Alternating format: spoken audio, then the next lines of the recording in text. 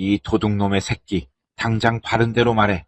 이 목걸이 누구한테 훔쳤어? 죽다 살아난 대한민국 최고의 재벌 회장이 흑투성이 노숙자의 멱살을 잡고 악을 썼습니다. 훔치다니요.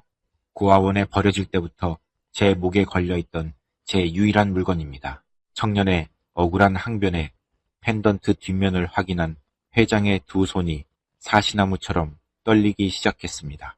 그곳엔 박도윤, 30년 전 잃어버린 하나뿐인 아들의 이름이 선명하게 새겨져 있었으니까요.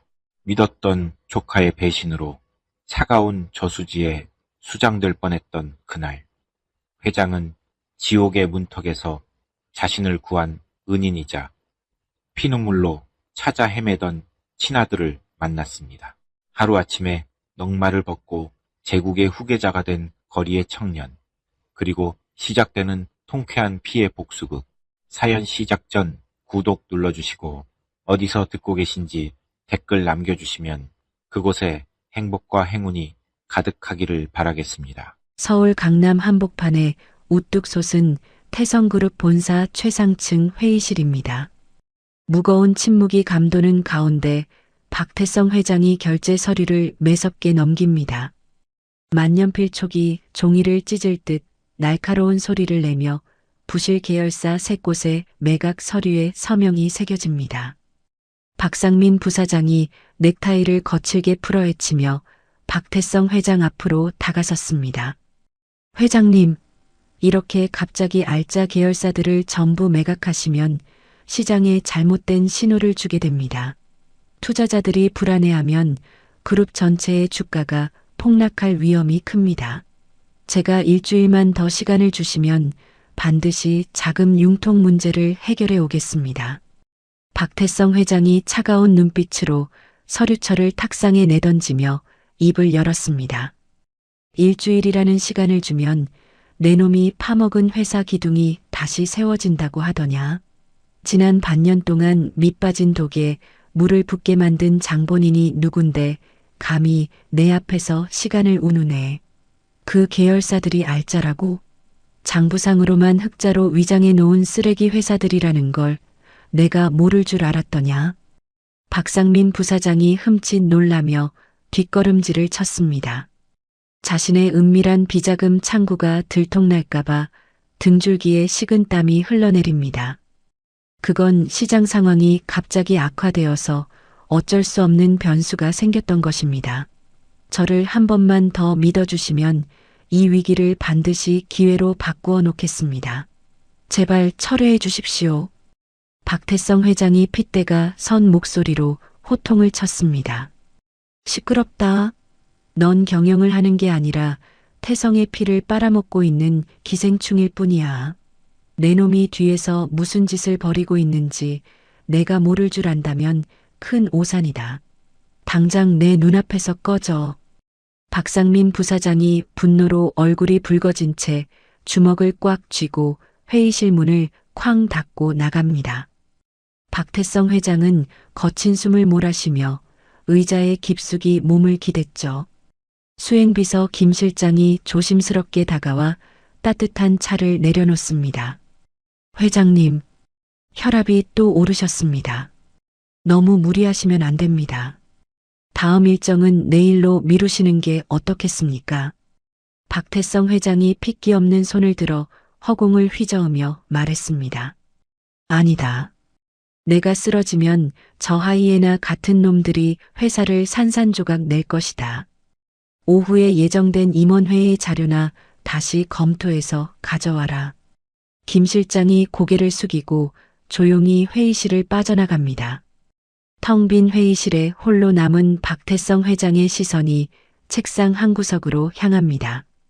화려한 임원실에 전혀 어울리지 않는 낡고 빛바랜 아동용 신발 한 짝이 놓여 있습니다.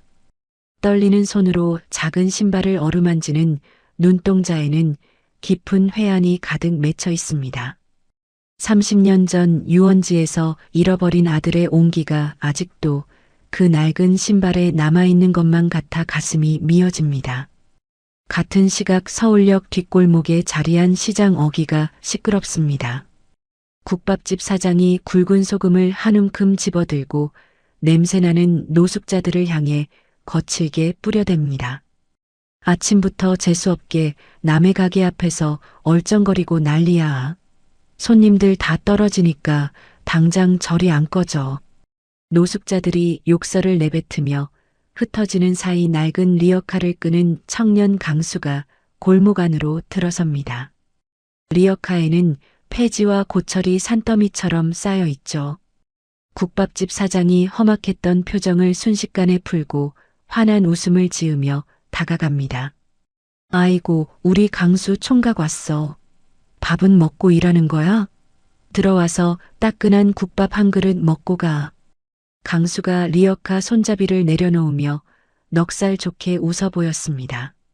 아직 못 먹었습니다. 사장님 가게 앞 쓰레기부터 말끔하게 치워드리고 남는 밥이나 한 술 얻어 먹으려고요. 오늘도 장사 대박 나셔야죠. 그때 시장 안쪽에서 술에 취해 비틀거리는 사내가 과일 가게 가판대를 발로 걷어차며 행패를 부립니다. 과일 가게 상인이 울상을 지으며 어쩔 줄 몰라 하자 강수가 재빨리 달려갑니다. 강수가 취객의 팔목을 꺾어 등 뒤로 단숨에 제압하며 큰 소리로 외쳤습니다. 아저씨, 대낮부터 여기서 행패 부리시면 경찰 부를 겁니다. 좋은 말 할 때 얼른 집에 가서 주무시죠. 한 번만 더 시장 상인들 괴롭히면 제 손에 뼈도 못 추릴 줄 아십시오. 취객이 고통스러운 비명을 지르며 연신 고개를 끄덕입니다. 강수가 손을 놓아주자 취객은 뒤도 돌아보지 않고 도망치듯 골목을 빠져나갑니다. 과일 가게 상인이 안도의 한숨을 내쉬며 강수의 손에 꼬깃꼬깃한 10,000원짜리 2장을 쥐어줍니다. 강수 총각 아니었으면 오늘 귤 상자 다 터질 뻔했네. 정말 고마워. 이거 얼마 안 되지만 약값에 보탰어. 강수가 돈을 주머니에 챙겨 넣으며 바닥에 널브러진 영수증 뭉치들을 주워 들었습니다. 사장님, 버려진 영수증들을 보니까 최근에 대량 주문이 뚝 끊겼습니다. 과일 포장 단위를 절반으로 줄여서 1인 가구용으로 진열해 보시면 매출이 훨씬 오를 겁니다. 요즘은 큰 수박보다 깎아놓은 작은 과일을 더 많이 찾거든요. 과일 가게 상인이 무릎을 탁 치며 놀라운 표정을 짓습니다. 어머나, 그런 건 도대체 어떻게 하는 거야? 총각 말대로 내일부터 당장 포장을 바꿔봐야겠어. 총각은 장사하면 진짜 큰 돈을 벌 텐데 왜 맨날 고생만 하고 살아? 강수는 작업 보수로 받은 돈을 정리하며 가슴팍에 걸린 은목걸이를 소중하게 어루만집니다. 어릴 적부터 신체 일부처럼 몸에 지니고 다니는 유일한 물건입니다. 자신이 누구인지 증명할 수 있는 단 하나의 단서이기에 강수는 목걸이를 꽉 쥐었다가 놓았습니다. 강수가 리어카를 시장 구석에 밀어두고 서둘러 지하도 방향으로 발걸음을 재촉합니다. 어둡고 퀴퀴한 냄새가 진동하는 서울역 지하도 안쪽 구석입니다. 차가운 골판지 위에 누운 늙은 양아버지가 피 섞인 기침을 격렬하게 토해냅니다. 강수가 헐레벌떡 뛰어와 방금 사온 따뜻한 국밥과 약봉지를 머리맡에 조심스레 내려놓습니다. 아버지, 저 왔습니다. 기침이 어제보다 더 심해지셨네요. 제가 시장 골목을 싹 치워주고 특별히 고기 많이 들어간 국밥으로 얻어왔습니다. 얼른 일어나서 이 따뜻한 국물부터 좀 드세요. 양아버지가 뼈만 남은 앙상한 손을 저으며 고개를 가로젓습니다. 나는 틀렸다. 내 몸은 내가 제일 잘 알아. 숨을 쉴 때마다 칼로 가슴을 찌르는 것 같구나. 너 쓸 돈도 부족한데 못하러 매번 이런 비싼 약을 사오는 거냐? 당장 환불해 오너라. 나는 약 먹을 자격도 없는 놈이다. 강수가 눈시울을 붉히며 숟가락에 국밥을 듬뿍 떠서 입가로 내밀며 소리쳤습니다. 제가 굶어 죽는 한이 있어도 아버지 약은 무조건 먹일 겁니다. 고아로 버려져서 길거리에서 얼어 죽을 뻔한 저를 품에 안아서 지금까지 키워주신 은혜를 다 갚기도 전에 어디로 가신다는 겁니까? 저 장가가는 것도 보셔야 할 거 아니에요. 잔말 말고 얼른 드세요. 양아버지가 강수의 완강한 고집에 못 이겨 천천히 입을 벌려 국물을 삼킵니다. 강수가 주머니에서 두꺼운 겨울용 방한복을 꺼내어 덮어주며 옷매무시를 단정하게 여며줍니다. 올겨울은 엄청 춥대요. 시장 상인들이 겨울옷을 챙겨주셔서 가져왔습니다.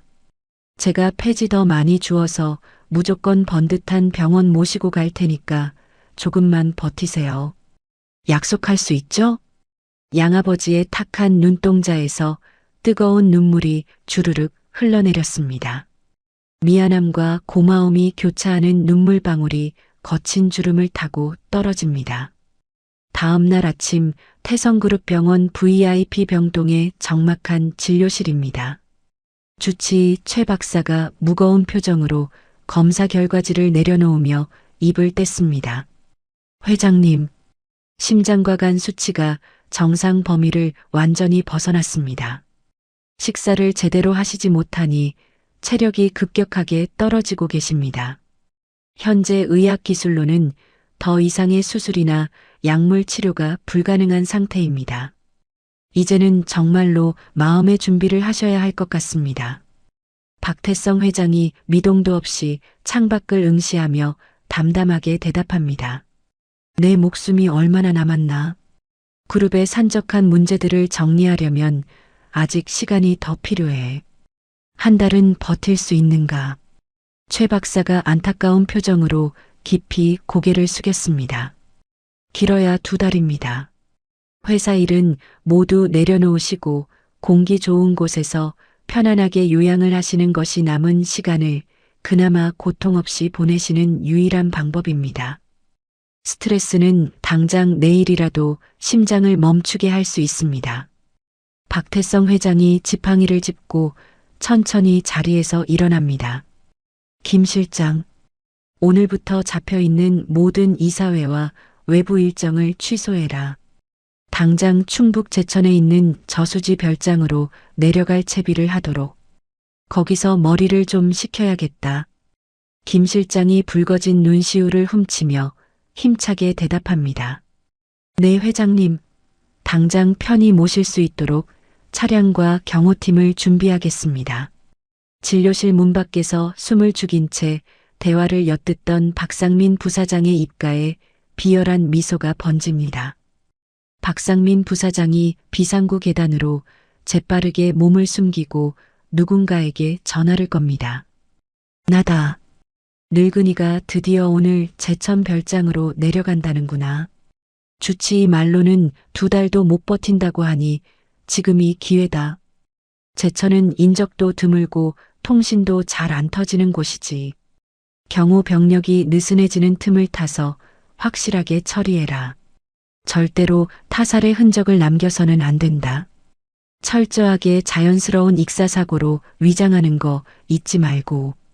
수화기 너머로 사설용역업체 대표 검은개의 굵직한 목소리가 들려옵니다.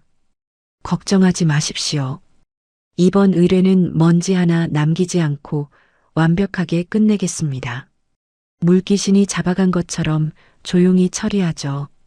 전화를 끊은 박상민 부사장이 창밖에 눈부신 햇살을 받으며 소리내어 웃습니다. 같은 날 오후 약재 냄새가 진동하는 낡은 한의원 뒷문 앞입니다. 강수가 단골 약재상의 소매를 절박하게 붙잡고 매달립니다. 사장님, 제발 부탁드립니다. 폐병을 완벽하게 고칠 수 있는 약초가 정말로 어딘가에 있는 거 맞죠? 약값은 제가 평생 시장 바닥을 기어다니면서라도 갚을 테니까 제발 알려주세요. 우리 아버지 저대로 놔두면 이번 달을 못 넘기십니다. 약재상이 주위를 두리번거리며 목소리를 낮추어 속삭였습니다. 강수 총각이니까 내가 특별히 알려주는 거야. 천년초라는 아주 희귀 약초가 있긴 해. 피를 토하며 죽어가는 사람도 살려낸다는 전설의 약초지. 충북 제천에 있는 인적 드문 저수지 근처 가파른 절벽에만 자란다고 하더라고. 하지만 구하기가 하늘의 별 따기야. 강수의 눈동자에 강렬한 희망의 빛이 번뜩입니다. 제천 저수지라고 하셨죠? 제가 당장 가서 그 약초의 뿌리라도 캐오겠습니다. 아버지를 살릴 수만 있다면 지옥불이라도 뛰어들 겁니다. 약재상이 혀를 차며 강수의 어깨를 강하게 붙잡습니다. 미쳤어. 거기는 산세가 너무 험해서 전문 신만이들도 목숨을 걸고 들어가는 곳이야. 자칫하다간 총각 목숨이 먼저 날아갈 수 있다고. 괜한 짓 하지 말고 병원에나 데려가. 강수가 단호한 표정으로 약재상의 손을 뿌리치며 소리쳤습니다. 아버지를 살릴 수만 있다면 제 목숨 따위는 몇 번이라도 내놓을 수 있습니다. 정보 알려주셔서 정말 감사합니다. 다녀와서 은혜 갚겠습니다. 강수가 고물상으로 뛰어가 구석에 처박혀 있던 녹슨 로프와 등산 장비를 챙겨듭니다. 비상식량으로 쓸 찌그러진 초코파이 몇 개를 배낭에 쑤셔넣고 거친 숨을 내쉽니다. 해가 뉘엿뉘엿 지고 있는 고속버스 터미널 승강장에 강수가 땀범벅이 된 채로 뛰어옵니다. 제천으로 향하는 막차 고속버스의 엔진 소리가 무겁게 울려 퍼집니다. 강수는 버스 창가에 머리를 기대고 어두워지는 밤하늘을 바라보며 주먹을 꽉 쥐었습니다. 아버지의 거친 숨소리가 귓가에 맴돌아 한숨도 잠을 이룰 수가 없습니다. 다음 날 아침 8시 충북 제천에 위치한 인적 드문 저수지입니다. 물 한 개가 짙게 깔린 별장 앞마당에 박태성 회장이 탄 휠체어가 멈춰 섭니다. 차가운 아침 공기가 폐부를 예리하게 찌르자 박태성 회장이 맡은 기침을 연거푸 토해냅니다. 수행비서 김 실장이 두꺼운 최고급 모직 담요를 가져와 박태성 회장의 어깨부터 무릎까지 꼼꼼하게 감싸줍니다. 회장님, 산속이라 날씨가 너무 찹니다. 바닥에 이슬도 맺혀 있어서 휠체어 바퀴가 미끄러지기 쉬우니 산책은 해가 중천에 뜨면 하시는 것이 좋겠습니다. 일단 안으로 들어가시죠. 박태성 회장이 담요를 거칠게 밀어내며 지팡이로 바닥을 강하게 내리쳤습니다. 시끄럽다. 내가 언제부터 내놈 허락을 받고 산책을 했느냐. 숨이 막혀서 단 1분도 저 답답한 방구석에 있기 싫으니 다들 뒤로 물러서라. 혼자 있고 싶으니 단 한 명도 따라오지 마라. 김 실장이 난처한 표정으로 경호원들을 힐끗 돌아보며 다시 한번 간곡하게 청합니다. 그래도 산책로 주변이 온통 수풀이고 경사가 져서 몹시 위험합니다. 저희가 10m 밖에서라도 조용히 뒤따르게 해주십시오. 주치의 선생님께서도 절대 혼자 두지 말라고 신신당부하셨습니다. 박태성 회장이 매서운 눈으로 김 실장을 노려보며 호통을 쳤습니다. 내 말이 말 같지 않느냐? 늙어서 죽을 날만 받아놓은 뒷방 늙은이 취급을 하는 것이냐? 이 회사 피땀 흘려 세운 건 나다. 당장 내 시야에서 전부 사라져라. 단 한 명이라도 발소리를 내거나 내 시야에 띄면 그 자리에서 당장 해고할 테니 당장 별장 안으로 들어가. 김 실장이 체념한 듯 깊이 고개를 숙이고 경호팀을 향해 철수 수신호를 보냅니다. 경호원들이 주춤거리며 무거운 발걸음으로 별장 현관문을 향해 멀어집니다. 박태성 회장은 홀로 휠체어 바퀴를 굴리며 짙은 안개 낀 물가 산책로를 향해 천천히 나아갑니다. 정막이 흐르던 별장 내부에서 갑자기 귀를 찢는 듯한 화재 경보기 사이렌이 울려 퍼집니다. 빨간 경광등이 번쩍이고 스프링클러 배관이 덜컹거리는 소리가 별장 전체를 요란하게 흔듭니다. 김 실장이 무전기를 다급하게 집어들고 핏대를 세우며 소리쳤습니다. 무슨 일이야? 1층 주방 쪽에서 연기 감지 센서가 작동했다. 경호팀 전원 즉시 별장 내부로 진입해서 화재 원인을 파악하고 초기 진압해. 회장님께서 놀라시지 않게 밖으로 불길이나 연기가 새어나가지 않도록 철저히 통제해라. 서둘러. 경호원들이 분말 소화기를 집어들고 건물 안쪽으로 우르르 뛰어들어갑니다. 하지만 이 요란한 사이렌 소리는 단순한 기계 결함이나 사고가 아니었습니다. 박상민 부사장의 지시를 받은 사설용역업체 대표 검은개가 부하들을 시켜 별장 메인 보안 시스템을 치밀하게 해킹해 둔 결과물이었죠.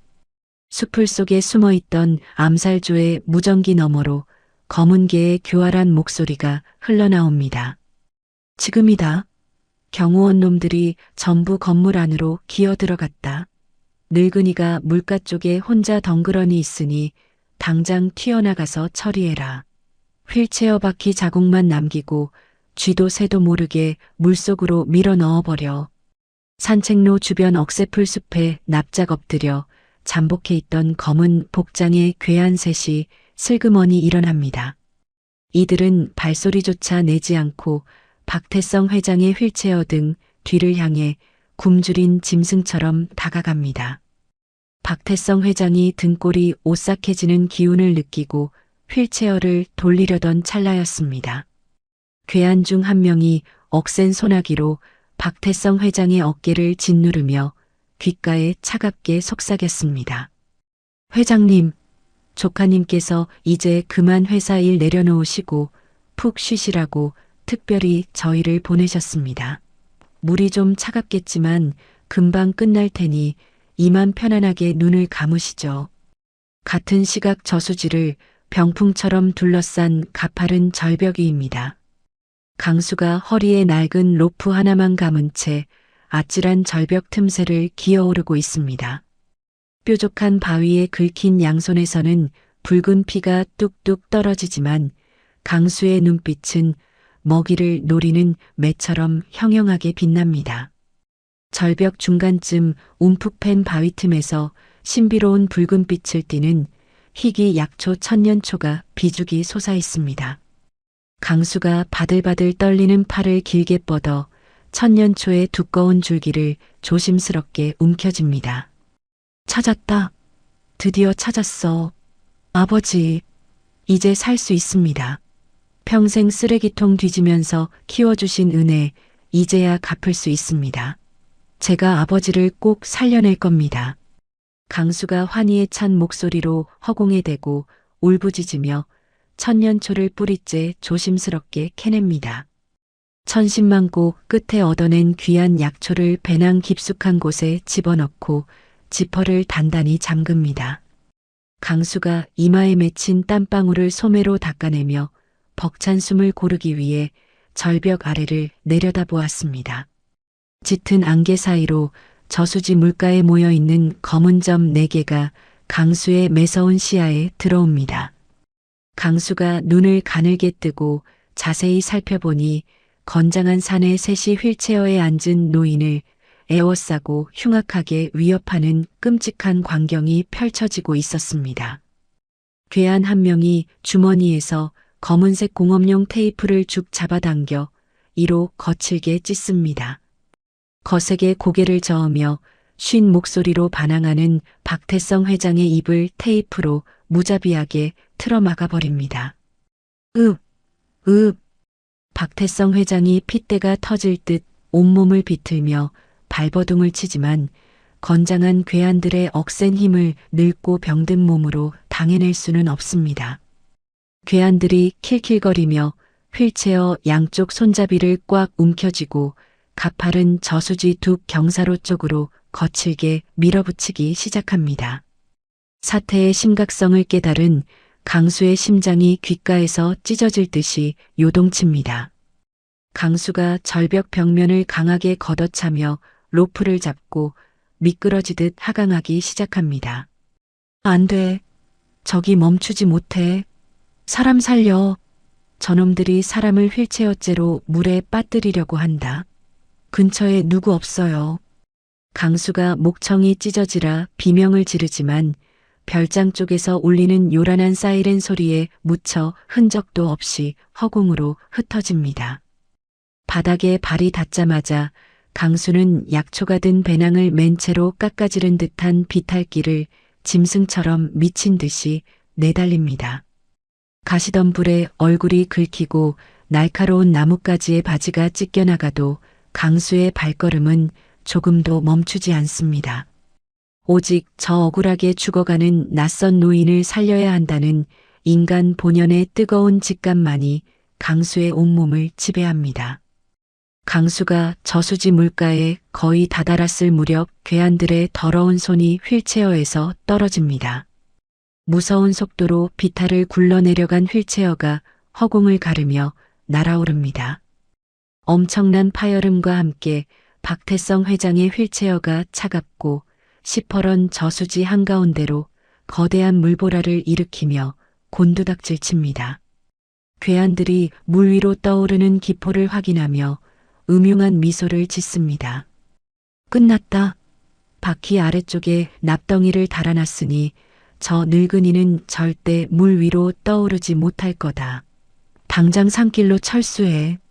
바로 그 순간 별장 1층 출입문이 부서질 듯 거칠게 열리며 김 실장과 경호원 무리가 저수지 둑에 도착합니다. 김 실장이 허리춤에서 삼단봉을 뽑아들고 얼굴이 하얗게 사색이 되어 고함을 칩니다. 불은 없다. 누군가 고의로 센서를 조작해서 우리 시선을 돌린 거다. 회장님 어디 계십니까? 전원 물가 쪽으로 흩어져서 회장님부터 당장 찾아라. 수십 명의 경호원이 묵직한 군화 발소리를 내며 안개 낀 산책로를 향해 전력 질주합니다. 다급한 발소리와 쩌렁쩌렁한 고함 소리를 들은 괴한들의 얼굴이 흙빛으로 질려버립니다. 제기랄, 놈들이 너무 빨리 알아챘다. 휠체어가 바닥에 완전히 가라앉는 걸 볼 시간이 없어. 당장 차를 끌고 뒷산새길로 빠져나가자. 여기서 잡히면 우리 형량은 무기징역이야. 괴한들은 물에 잠기는 휠체어를 끝까지 확인하지 못한 채 황급히 도주 차량에 올라타 현장을 빠져나갑니다. 매캐한 흙먼지를 일으키며 사라지는 차량의 꽁무니를 뒤로하고 강수가 숨을 헐떡이며 물가에 도착합니다. 저수지 수면 위로는 휠체어의 흔적조차 보이지 않고 잔혹하게 잔잔한 파문만이 일고 있습니다. 강수는 단 1초의 망설임도 없이 목숨과도 같은 천년초가 든 배낭을 둑 위에 거칠게 팽개칩니다. 두꺼운 방수 외투를 훌렁 벗어 던진 강수가 얼음장같이 차가운 저수지 수면을 힘차게 박차고 뛰어듭니다. 풍덩하는 소리와 함께 온몸의 감각이 마비될 듯한 극한의 추위가 강수의 뼈를 깎아내릴 듯 덮쳐옵니다. 하지만 강수는 물속에서 눈을 부릅뜨고 수초가 뱀처럼 뒤엉킨 탁한 물속을 필사적으로 헤집으며 바닥을 향해 잠수합니다. 가슴이 터질 듯한 수압을 견디며 수심 깊은 곳까지 다다른 강수의 시야에 흐릿한 금속성 반사광이 들어옵니다. 휠체어 안전벨트에 꽁꽁 결박된 채로 이미 의식을 잃고 축 늘어진 박태성 회장의 처참한 모습입니다. 강수가 허리춤에서 재빨리 주머니 칼을 꺼내어 엄청난 물의 저항을 이겨내고 휠체어 벨트를 단숨에 끊어냅니다. 무거운 휠체어에서 마침내 자유로워진 박태성 회장의 몸을 낚아챈 강수가 있는 힘을 다해 수면을 향해 힘찬 발길질을 시작합니다. 산소 부족으로 강수의 눈앞이 까맣게 전멸하지만 양팔은 박태성 회장을 놓치지 않기 위해 쇳덩이처럼 단단하게 힘이 들어갑니다. 강수가 얼음장 같은 수면 위로 박태성 회장을 힘겹게 끌어올립니다. 폐를 예리한 칼로 찌르는 듯한 살인적인 추위 속에서도 강수의 초인적인 팔힘은 멈추지 않습니다. 물먹은 솜처럼 무거워진 박태성 회장을 듬직한 등판에 둘러엎고 진흙투성이인 저수지 둑을 네 발로 기어 올라옵니다. 거친 숨을 몰아쉬며 호흡이 멈춘 박태성 회장을 평평한 흙바닥에 반듯하게 눕힙니다. 박태성 회장의 얼굴은 이미 창백하게 질려 있고 입술은 파랗게 굳어 생기가 전혀 없습니다. 강수가 젖은 셔츠를 찢어낼 듯 거칠게 벗어 던지고 박태성 회장의 턱을 들어 올려 기도를 확보합니다. 거리에서 술에 취해 쓰러진 취객이나 위급한 응급환자들을 수없이 구호하며 몸으로 직접 터득했던 정확하고 강한 흉부 압박을 쉴 새 없이 시행합니다. 강수가 깍지 낀 두 손으로 박태성 회장의 가슴 중앙을 체중을 실어 강하게 압박하며 소리칩니다. 할아버지, 정신 차리세요. 여기서 이렇게 허무하게 돌아가시면 절대 안 됩니다. 제발 눈 좀 떠보세요. 하나, 둘, 셋. 박태성 회장의 굳게 닫힌 입속으로 뜨거운 숨결을 불어넣고 다시 가슴을 짓누르기를 수십 번 반복합니다. 강수의 이마에서 뚝뚝 떨어지는 굵은 땀방울이 진흙과 섞여 박태성 회장의 뺨을 적십니다. 제발 숨 좀 쉬어보세요. 이대로 포기하시면 안 됩니다. 죽을 힘을 다해서 일어나시라고요. 강수가 마지막으로 가슴을 강하게 짓누르는 순간이었습니다. 박태성 회장이 컥컥거리는 기괴한 소리와 함께 한 움큼의 탁한 저수지 물을 분수처럼 토해냅니다. 격렬한 기침이 터져나오며 막혔던 숨통이 기적적으로 트이기 시작했습니다. 강수가 털썩 주저앉아 안도의 한숨을 내쉬며 박태성 회장의 등을 부드럽게 쓸어내립니다. 다행입니다. 살았어요. 이제 숨쉬기가 좀 편안하십니까? 천천히 심호흡을 해보세요. 거친 숨을 몰아쉬며 힘겹게 눈을 뜬 박태성 회장의 시야가 서서히 맑아집니다. 자신을 굽어보고 있는 낯선 청년의 얼굴을 확인하려던 박태성 회장의 시선이 강수의 가슴팍에 정확히 꽂힙니다. 강수의 젖은 목덜미 아래로 은목걸이 하나가 차가운 물방울을 튕겨내며 찰랑거리고 있었죠. 그 목걸이는 30년 전 화창한 봄날 놀이공원에서 자신이 직접 아들의 목에 채워주었던 바로 그 물건이었습니다. 태성 가문이 독특한 빗살무늬 문양이 정교하게 새겨진 세상에 단 하나뿐인 특수 제작 펜던트였죠. 박태성 회장의 두 눈이 찢어질 듯 커지며 온몸이 사시나무처럼 파르르 떨리기 시작합니다. 믿을 수 없는 현실 앞에 박태성 회장이 피가 통하지 않는 하얀 손을 뻗어 강수의 목걸이를 와락 움켜쥡니다. 이 목걸이, 자니가 이 목걸이를 도대체 어디서 났는가? 누구한테 훔치기라도 한 것이냐? 강수가 당황하며 한 걸음 뒤로 물러서려 하지만 박태성 회장의 악력이 너무나도 억셉니다. 훔치다니요. 이건 제 겁니다. 고아원에 버려질 때부터 제 목에 걸려있던 유일한 제 물건이라고요. 위험하니까 꽉 잡지 마시고 손 좀 놓아보세요. 박태성 회장이 강수의 말을 듣는 둥마는 둥 떨리는 손가락으로 펜던트를 뒤집어 뒷면을 확인합니다.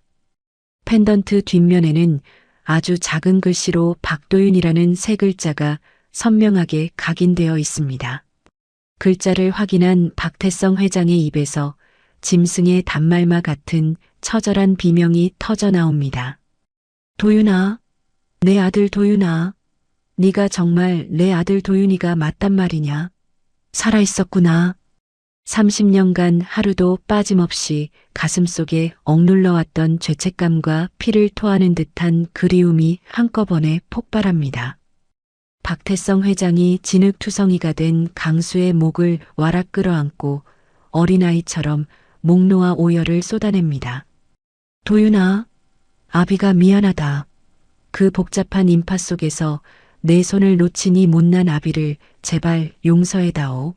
30년 동안 너를 찾으려고 온 세상을 다 뒤졌는데 이렇게 내 눈앞에 살아 돌아왔구나. 내 불쌍한 아들아. 강수는 너무나 갑작스러운 상황에 영문을 모른 채 돌처럼 그 자리에 굳어버렸습니다. 노인의 뜨거운 품에서 전해지는 기묘하고도 압도적인 체온이 강수의 굳어있던 심장을 미친 듯이 두드립니다. 자신의 본명을 피를 토하듯 부르짖는 노인의 목소리에 강수의 머릿속이 하얗게 텅 비어버렸죠. 어릴 적 고아원에 버려질 때부터 단 한 번도 들어보지 못했던 부모라는 존재의 품이 바로 이런 것일까 혼란스럽기만 합니다. 할아버지, 도대체 무슨 말씀을 하시는 겁니까? 제가 할아버지 아들이라니요. 사람을 잘못 보셨습니다. 진정하시고 숨부터 고르세요.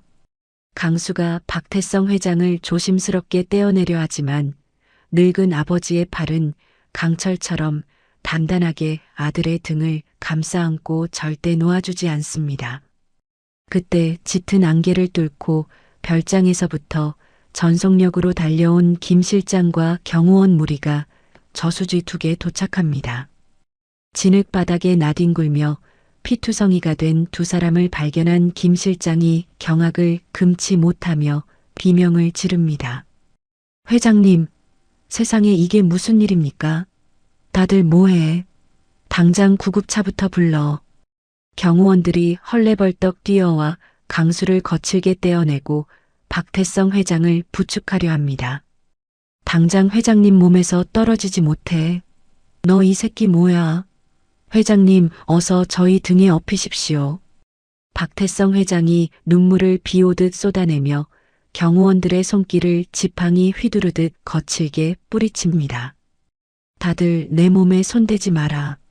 이 아이에게 털끝 하나라도 건드리면 내 가만두지 않겠다. 이 아이는 내 아들이다. 30년 만에 기적처럼 찾은 내 유일한 핏줄 도윤이란 말이다. 당장 무릎 꿇고 물러서. 김 실장이 믿을 수 없다는 듯 2눈을 비비며 덜덜 떨리는 목소리로 묻습니다. 회장님, 아드님이라니요. 잃어버리신 도윤 도련님 말씀이십니까? 이 낯선 청년이 도련님이라는 말씀이십니까?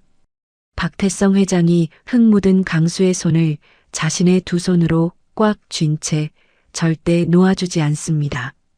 그래, 내 2눈으로 똑똑히 확인했다. 이 아이 가슴에 도윤이 목걸이가 있어. 내가 30년 전 어린이날 직접 채워준 바로 그 목걸이야.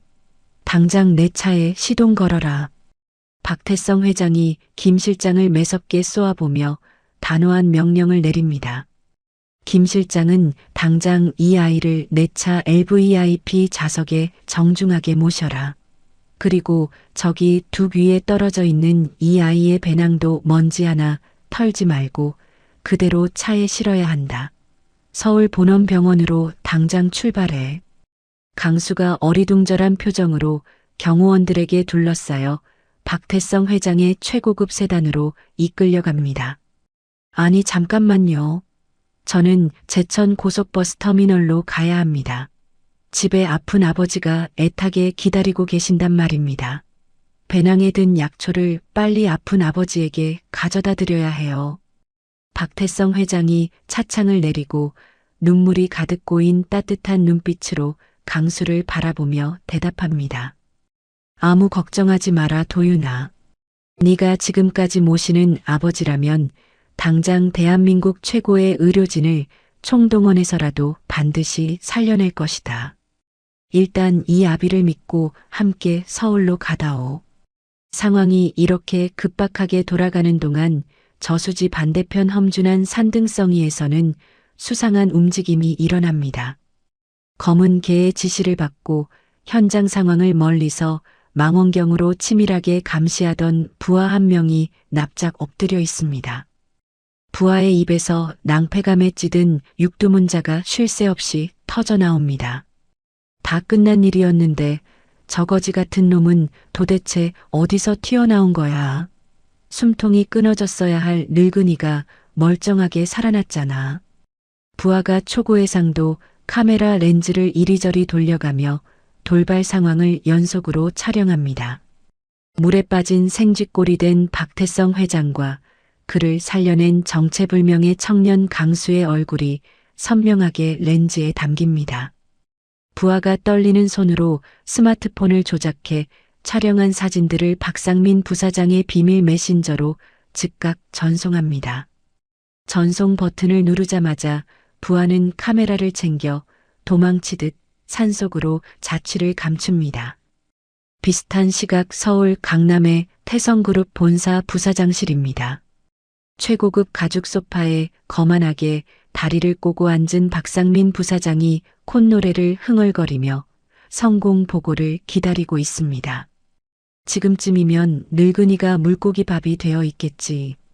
내일 아침 뉴스 특보에 태성그룹 회장 불의의 익사사고라는 타이틀이 아주 보기 좋게 걸리겠군. 박상민 부사장이 책상 위에 놓인 최고급 양주를 한 잔 따르며 승리의 축배를 들 준비를 합니다. 그때 책상 위에 올려둔 비밀 대포폰이 짧은 진동을 울리며 메시지 도착을 알립니다. 박상민 부사장이 여유로운 미소를 지으며 휴대전화 화면을 확인합니다. 하지만 화면에 뜬 사진을 확인한 박상민 부사장의 입가에서 비릿한 미소가 순식간에 굳어버립니다. 사진 속에는 목숨을 건진 박태성 회장이 정체불명의 낡은 옷차림을 한 청년의 손을 꼭 쥐고 구급차 대신 최고급 세단에 올라타는 모습이 담겨 있었습니다.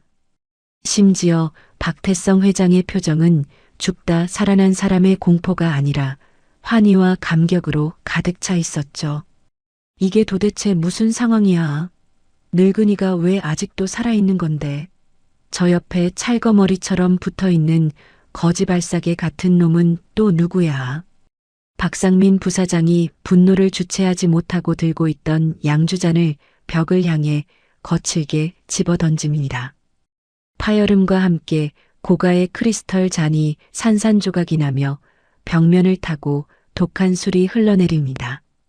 박상민 부사장이 양손으로 두꺼운 유리 책상을 쾅쾅 내리치며 이성을 잃고 날뜁니다. 당장 검은 개한테 연결해. 다 된 밥에 코를 빠뜨린 저 더러운 새끼가 도대체 누군지 삼쪽을 멸해서라도 당장 알아내라고 해. 늙은이가 서울로 돌아오기 전에 저놈의 숨통부터 완벽하게 끊어놓아야 해. 부사장실 밖으로 새어나가는 박상민 부사장의 광기 어린 고함 소리가 태성그룹에 불어닥칠 거대한 피바람을 예고합니다. 다음 날 오전 태성그룹 전용 VIP 병동 최고급 입원실입니다. 복도 양끝에는 검은 정장을 입은 경호원들이 1m 간격으로 도열에 개미 새끼 한 마리 지나가지 못하게 철통 같은 보안을 유지하고 있습니다. 병실 안에서는 주치의 최 박사가 조심스러운 손길로 박태성 회장과 강수의 구강 상피세포를 채취하고 있죠. 박태성 회장이 핏기 없는 손을 파르르 떨며 최 박사에게 묻습니다. 최 박사, 결과가 나오기까지 도대체 얼마나 걸리는가? 내 피를 전부 뽑아가도 좋으니 1분 1초라도 빨리 결과를 가져와야 하네. 최 박사가 면봉을 밀봉된 시험관에 넣으며 정중하게 고개를 숙였습니다. 회장님, 태성그룹 생명공학연구소의 최고 연구원들이 전부 대기하고 있습니다. 최신 유전자 분석 장비를 총동원하면 3시간 안에 완벽하게 일치 여부를 확인하실 수 있을 겁니다. 조금만 마음을 편히 가지시고 기다려 주십시오. 강수는 여전히 얼떨떨한 표정으로 푹신한 소파에 앉아 자신의 손바닥만 멍하니 내려다보고 있습니다. 자신이 대한민국 최고 재벌의 아들일지도 모른다는 사실이 도무지 믿기지 않아 입술만 바짝바짝 타들어가고 있죠. 영겁처럼 느껴지던 3시간이 흐르고 병실 문이 거칠게 열립니다. 수행비서 김 실장이 숨을 헐떡이며 땀에 흠뻑 젖은 얼굴로 뛰어들어옵니다. 김 실장의 손에는 태성생명공학연구소 직인이 찍힌 두꺼운 결과지가 쥐어 있습니다. 회장님, 방금 연구소에서 최종 검사 결과가 나왔습니다. 여기 서류를 직접 확인해 보십시오. 박태성 회장이 용수철처럼 자리에서 튀어올라 김 실장의 손에서 결과지를 낚아챕니다. 서류의 맨 마지막 장을 확인한 박태성 회장의 두 눈에서 뜨거운 눈물이 폭포수처럼 쏟아져 내립니다. 친자 일치 확률 99.99%. 내 아들이 맞다. 이 아이가 하늘이 내게 다시 돌려주신 내 핏줄 도윤이가 확실해. 박태성 회장이 소파에 앉아있던 강수를 향해 달려가 으스러지도록 강하게 끌어안습니다. 도윤아, 내 불쌍한 아들아. 아비가 널 몰라보고 30년이나 끔찍한 길거리에서 고생을 시켰구나. 밥은 제대로 먹고 다녔는지 추운 겨울에 어디서 잠은 잤는지 생각만 하면 내 가슴이 천갈래 만갈래로 찢어지는 것만 같다. 이제는 아무 걱정하지 마라. 이 아비가 내 남은 목숨을 다 바쳐서라도 널 지켜줄 것이다. 강수도 가슴 깊은 곳에서부터 차오르는 뜨거운 핏줄의 끌림을 느끼며 굵은 눈물을 뚝뚝 흘립니다. 평생을 고아로 쓰레기통을 뒤지며 살아왔던 서러운 세월이 박태성 회장의 따뜻한 품 안에서 눈 녹듯 씻겨 내려가는 것만 같습니다. 회장님, 아니 아버지. 저도 아버지가 살아계실 줄은 꿈에도 몰랐습니다. 길거리에서 배고르며 매 맞을 때마다 저를 버린 부모님을 원망하기도 했어요. 하지만 이렇게 저를 잊지 않고 찾아주셔서 정말 감사합니다. 저도 이제 아버지를 절대 떠나지 않을게요. 두 부자의 처절하고도 감동적인 오열이 넓은 병실 안을 가득 채우자 김 실장과 최 박사도 몰래 눈시울을 붉힙니다. 감격스러운 재회를 마친 강수는 곧바로 발걸음을 재촉해 같은 병동 끝자리에 위치한 특실로 향합니다. 그곳에는 박태성 회장의 지시로 어젯밤 서울역 지하도에서 긴급 이송된 늙은 양아버지가 누워있죠. 강수가 병실 문을 열자 각종 최첨단 의료 장비들이 양아버지의 생체 신호를 안정적으로 유지해주고 있습니다. 강수가 침대 곁으로 다가가 흙투성이가 된 낡은 배낭을 열어 최 박사에게 간절하게 내밉니다. 최 박사님, 제가 어제 제천의 험준한 절벽에서 목숨을 걸고 캐온 천년초입니다. 이 약초가 폐병을 완치할 수 있는 전설의 약초라고 약재상이 분명히 말했습니다. 제발 우리 아버지를 살리는데 이 약초를 꼭 써주십시오. 부탁드립니다. 최 박사가 조심스럽게 천년초를 건네받아 잎사귀와 뿌리를 세밀하게 살피더니 탄성을 터뜨립니다. 이건 정말 문헌으로만 존재하던 기적의 약초가 맞습니다. 일반인은 절대로 구할 수 없는 엄청난 생명력을 품고 있어요. 당장 연구소로 보내서 천년초의 핵심 성분만 완벽하게 추출하겠습니다. 저희 태성그룹의 표적 항암 치료 기술과 이 천년초의 성분을 결합하면 기적처럼 병세를 호전시킬 수 있을 겁니다. 최 박사의 확신에 찬 대답을 들은 강수는 그제야 안도의 한숨을 내쉬며 바닥에 털썩 주저앉아 감사의 기도를 올립니다. 오후가 되자 강수는 신경정신과 전문의의 진료실에서 조용히 눈을 감고 최면 치료를 받기 시작합니다. 전문의의 부드러운 목소리를 따라 강수의 의식이 까마득한 30년 전 과거로 거슬러 올라갑니다. 따스한 봄 햇살이 내리쬐는 화려한 유원지에 수많은 인파가 파도처럼 밀려다니고 있습니다. 5살배기 어린 도윤이 커다란 곰돌이 풍선을 든 채 아빠의 손을 놓치고 울먹이며 제자리를 맴돕니다. 그때 시커먼 모자를 눌러 쓴 험악한 인상의 사내 2명이 울고 있는 도윤의 입을 거친 손으로 틀어막습니다. 숨을 헐떡이며 반항하는 도윤을 어두운 승합차 뒷좌석에 강제로 밀어넣고 차는 무서운 속도로 유원지를 빠져나갑니다. 어린 도윤은 공포에 질려 비명조차 지르지 못하고 덜덜 떨다가 결국 어두운 골목길 쓰레기 더미 옆에 무참히 버려집니다.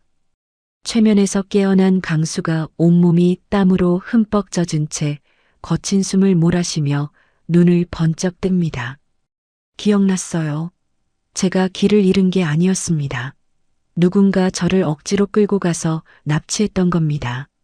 진료실 밖에서 초조하게 기다리던 박태성 회장이 뛰어들어와 강수의 어깨를 감싸 안습니다. 도윤아, 그게 무슨 소리냐? 널 납치한 놈들이 있었다니. 당장 경찰청장에게 연락해서 30년 전 미제 사건을 밑바닥부터 다시 파헤치라고 지시하마. 내 아들을 건드린 놈들은 지옥 끝까지 쫓아가서 뼈와 살을 분리해 놓을 것이다. 박태성 회장이 땀에 젖은 강수의 셔츠를 닦아주다 강수의 등과 옆구리에 선명하게 남은 수많은 흉터를 발견합니다.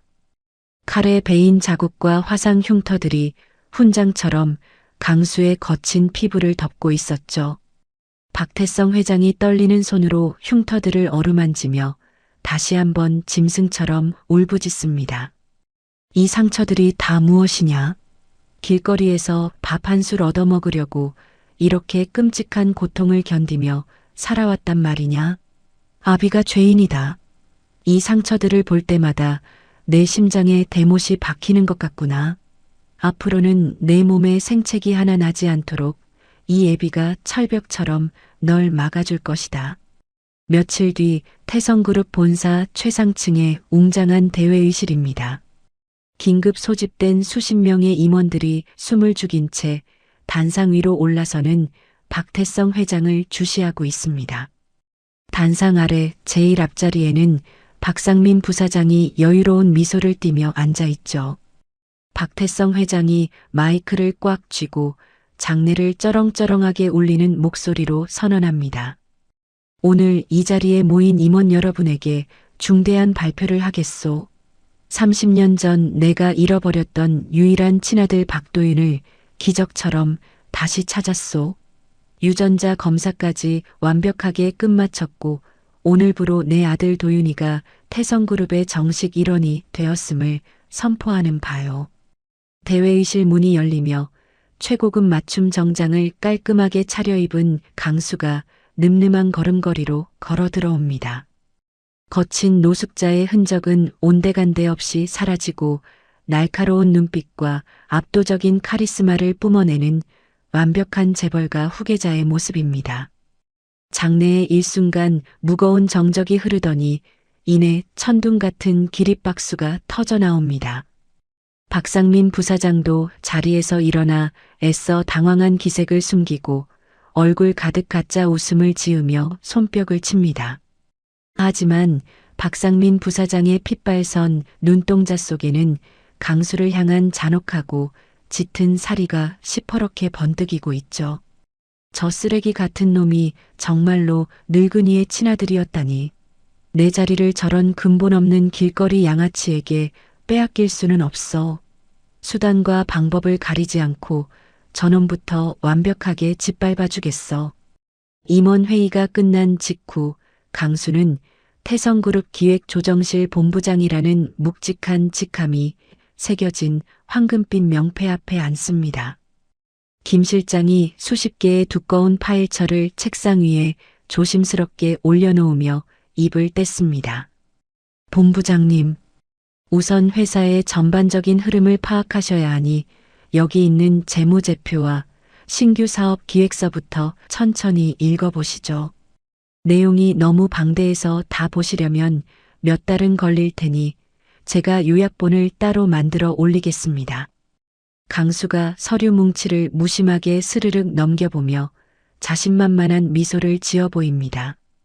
요약본은 필요 없습니다. 시장 바닥에서 버려진 영수증 수만 장을 외우며 상권을 분석하던 머리입니다. 이 정도 서류는 며칠이면 머릿속에 사진을 찍듯 전부 저장할 수 있으니 걱정하지 마십시오. 강수의 말대로 그는 단 며칠 만에 수천 페이지에 달하는 복잡한 회계 장부와 계열사 구조를 스캐너처럼 머릿속에 완벽하게 복사해버립니다. 비상한 암기력과 거리에서 다져진 예리한 통찰력이 결합하여 누구도 따라올 수 없는 천재적인 경영 감각을 발휘하기 시작하죠. 점심시간이 되자 강수는 화려하고 조용한 임원 전용 식당으로 향하는 대신 지하에 위치한 시끌벅적한 사원 식당으로 발걸음을 돌립니다. 수백 명의 일반 직원들이 식사하던 중 갑자기 나타난 그룹 후계자의 모습에 홍해가 갈라지듯 길을 비키며 경악합니다. 강수가 아무렇지 않게 배식판을 챙겨 들고 신입사원들 뒤에 줄을 서서 콧노래를 흥얼거립니다. 아주머니, 여기 제육볶음 좀 산처럼 팍팍 쌓아주세요. 시장 바닥 국밥집 인심보다 못하면 내일 당장 식당 업체 바꿔버릴 겁니다.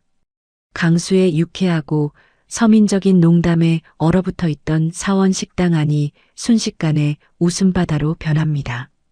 직원들은 권위의식이라고는 찾아볼 수 없는 새 본부장의 털털한 모습에 깊은 호감을 느끼며 신선한 충격을 받게 됩니다.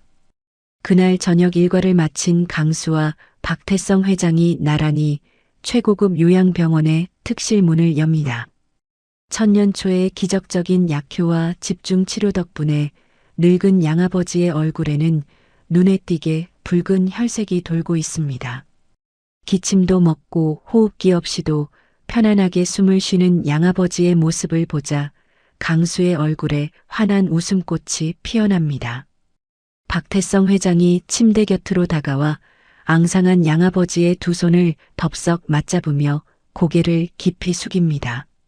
정말 고맙습니다. 이 험한 세상에서 내 귀한 아들을 거둬주시고 이렇게 장성하도록 키워주신 은혜를 내 평생 잊지 않겠소. 형님이 없었다면 나는 내 핏줄을 영영 잃어버린 채 지옥 속에서 죽어갔을 겁니다. 양아버지가 눈물을 글썽이며 박태성 회장과 강수의 손을 자신의 가슴 위로 포개어 얹습니다. 회장님, 제가 오히려 감사합니다. 길거리에 버려져 얼어 죽을 뻔했던 우리 강수안이 도윤이를 거둬준 건 제 평생 가장 큰 축복이었습니다. 진짜 아버지를 만나 이렇게 멋진 신사가 된 모습을 보니 당장 눈을 감아도 여한이 없습니다.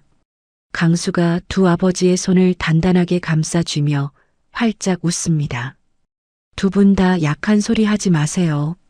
이제부터는 제가 두 분 아버지를 찰거머리처럼 모시고 평생 효도하며 살 겁니다. 우리는 이제 피보다 더 진한 한 가족이니까요. 세 사람의 손이 단단하게 포개진 병실 안에는 그 어떤 시련도 끊어낼 수 없는 뜨겁고 특별한 가족애가 찬란하게 빛나고 있습니다. 한 달이라는 시간이 훌쩍 흘렀습니다.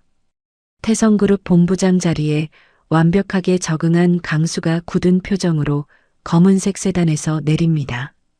거대한 쇳덩이들이 굴러다니고 붉은 깃발이 살벌하게 나부끼는 하청업체 파업 현장이죠.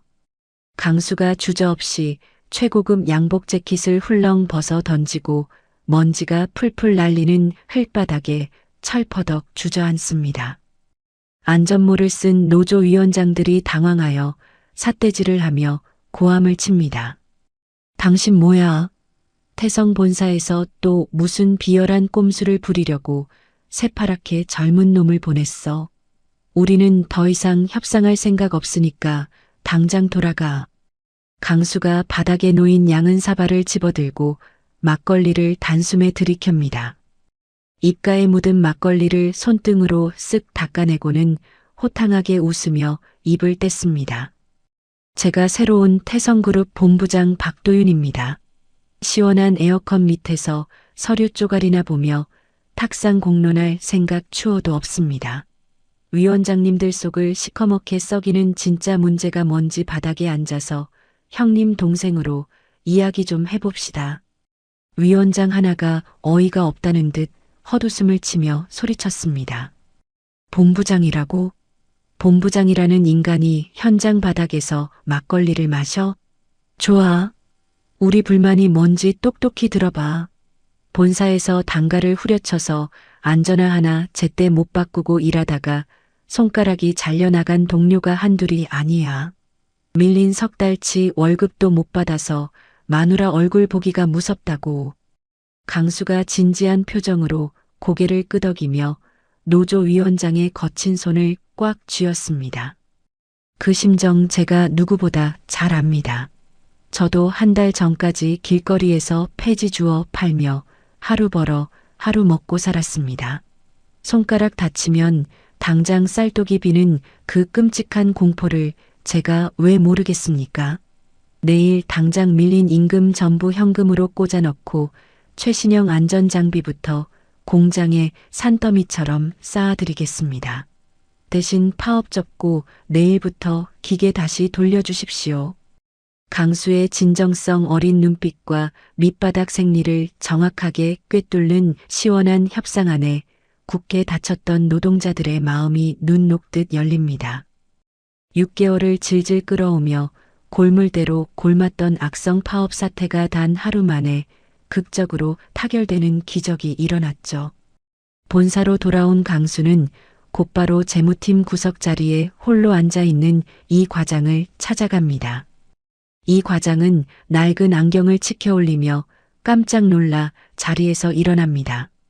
강수가 이 과장의 어깨를 툭툭 치며 호탕하게 말했습니다. 이 과장님, 상민 부사장님 부당한 지시 거역하고 하청업체 대금 원리 원칙대로 결제하려다가 이한직으로 쫓겨나셨다고 들었습니다. 태성에는 과장님처럼 꼿꼿하고 정직한 사람이 필요합니다. 오늘부로 제 직속 보좌관으로 모실 테니 당장 짐 싸서 제 사무실로 올라오시죠.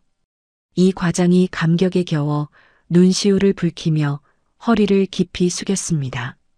본부장님, 부족한 저의 진심을 알아주셔서 정말 감사합니다. 본부장님을 위해서라면 제 뼈를 깎아서라도 충성하겠습니다. 주말 오후 화창한 햇살이 내리쬐자 강수가 박태성 회장의 팔짱을 다정하게 끼고 밖으로 나섭니다. 두 사람이 도착한 곳은 과거 강수가 매일 쓰레기를 치워주며 상인들과 끈끈한 신뢰를 쌓았던 허름한 시장 골목의 단골 국밥집입니다. 박태성 회장이 찌그러진 냄비와 기름때가 잔뜩 낀 낡은 식탁을 보고 멈칫하며 걸음을 주저합니다. 그때 앞치마를 두른 국밥집 사장이 강수를 발견하고 버선발로 뛰어나오며 반갑게 소리칩니다. 아이고, 우리 강수 총각 왔어. 텔레비전 뉴스 보니까 아주 대단한 분이 되었던데 잊지 않고 우리 누추한 가게를 다 찾아오고 정말 고마워. 옆에 계신 분이 30년 만에 찾으셨다는 진짜 아버님이시지. 내가 오늘 수육이랑 국밥은 돈 안 받고 산처럼 쌓아줄 테니까 배 터지게 먹고 가요. 사장이 김이 모락모락 나는 두툼한 고기 접시를 탁상에 내려놓자 박태성 회장의 굳어있던 표정이 부드럽게 풀어집니다. 강수가 젓가락으로 큼지막한 수육 한 점을 집어 쌈장에 푹 찍은 뒤 박태성 회장의 숟가락 위에 올려줍니다. 아버지, 이 집 고기가 아주 기가 막힙니다. 보기에는 이래도 최고급 호텔 식당 고기보다 100배는 더 부드럽고 맛있으니까 얼른 드셔보세요. 박태성 회장이 고기를 입에 넣고 씹자마자 환한 미소를 지으며 고개를 끄덕입니다. 정말 입안에서 살살 녹는구나. 이렇게 맛있는 고기는 내 평생 처음 먹어보는 것 같아. 네가 왜 이 시장을 제일 좋아했는지 이 따뜻한 인심을 보니 이제야 알겠다. 든든하게 배를 채운 두 사람이 남산타워 근처의 한적한 산책로를 천천히 걸어 올라갑니다. 강수가 길가에 놓인 낡은 자판기에 동전을 넣고 뽑은 달달한 믹스커피 2잔을 조심스럽게 건넵니다. 아버지, 비싼 고급 커피는 아니지만 밥 먹고 난 직후에는 이 달달한 믹스커피가 최고입니다. 한 잔 드셔보세요. 박태성 회장이 종이컵을 받아들고 모락모락 피어오르는 따뜻한 커피를 천천히 음미합니다. 박태성 회장이 붉어진 눈가로 강수를 바라보며 진솔한 속마음을 털어놓습니다. 도윤아, 지난 30년 동안 내 심장은 꽁꽁 얼어붙은 얼음덩어리나 다름없었다. 웃는 법도 잊어버린 채 그저 회사를 지키는 삭막한 기계처럼 살았지. 그런데 내 아들이 타주는 이 따뜻한 커피 한 잔에 내 가슴이 다 녹아내리는 것 같구나. 내 곁에 있으니 이제야 비로소 사람처럼 숨이 쉬어진다. 내게 이런 평온한 행복을 다시 찾아주어서 정말 고맙다.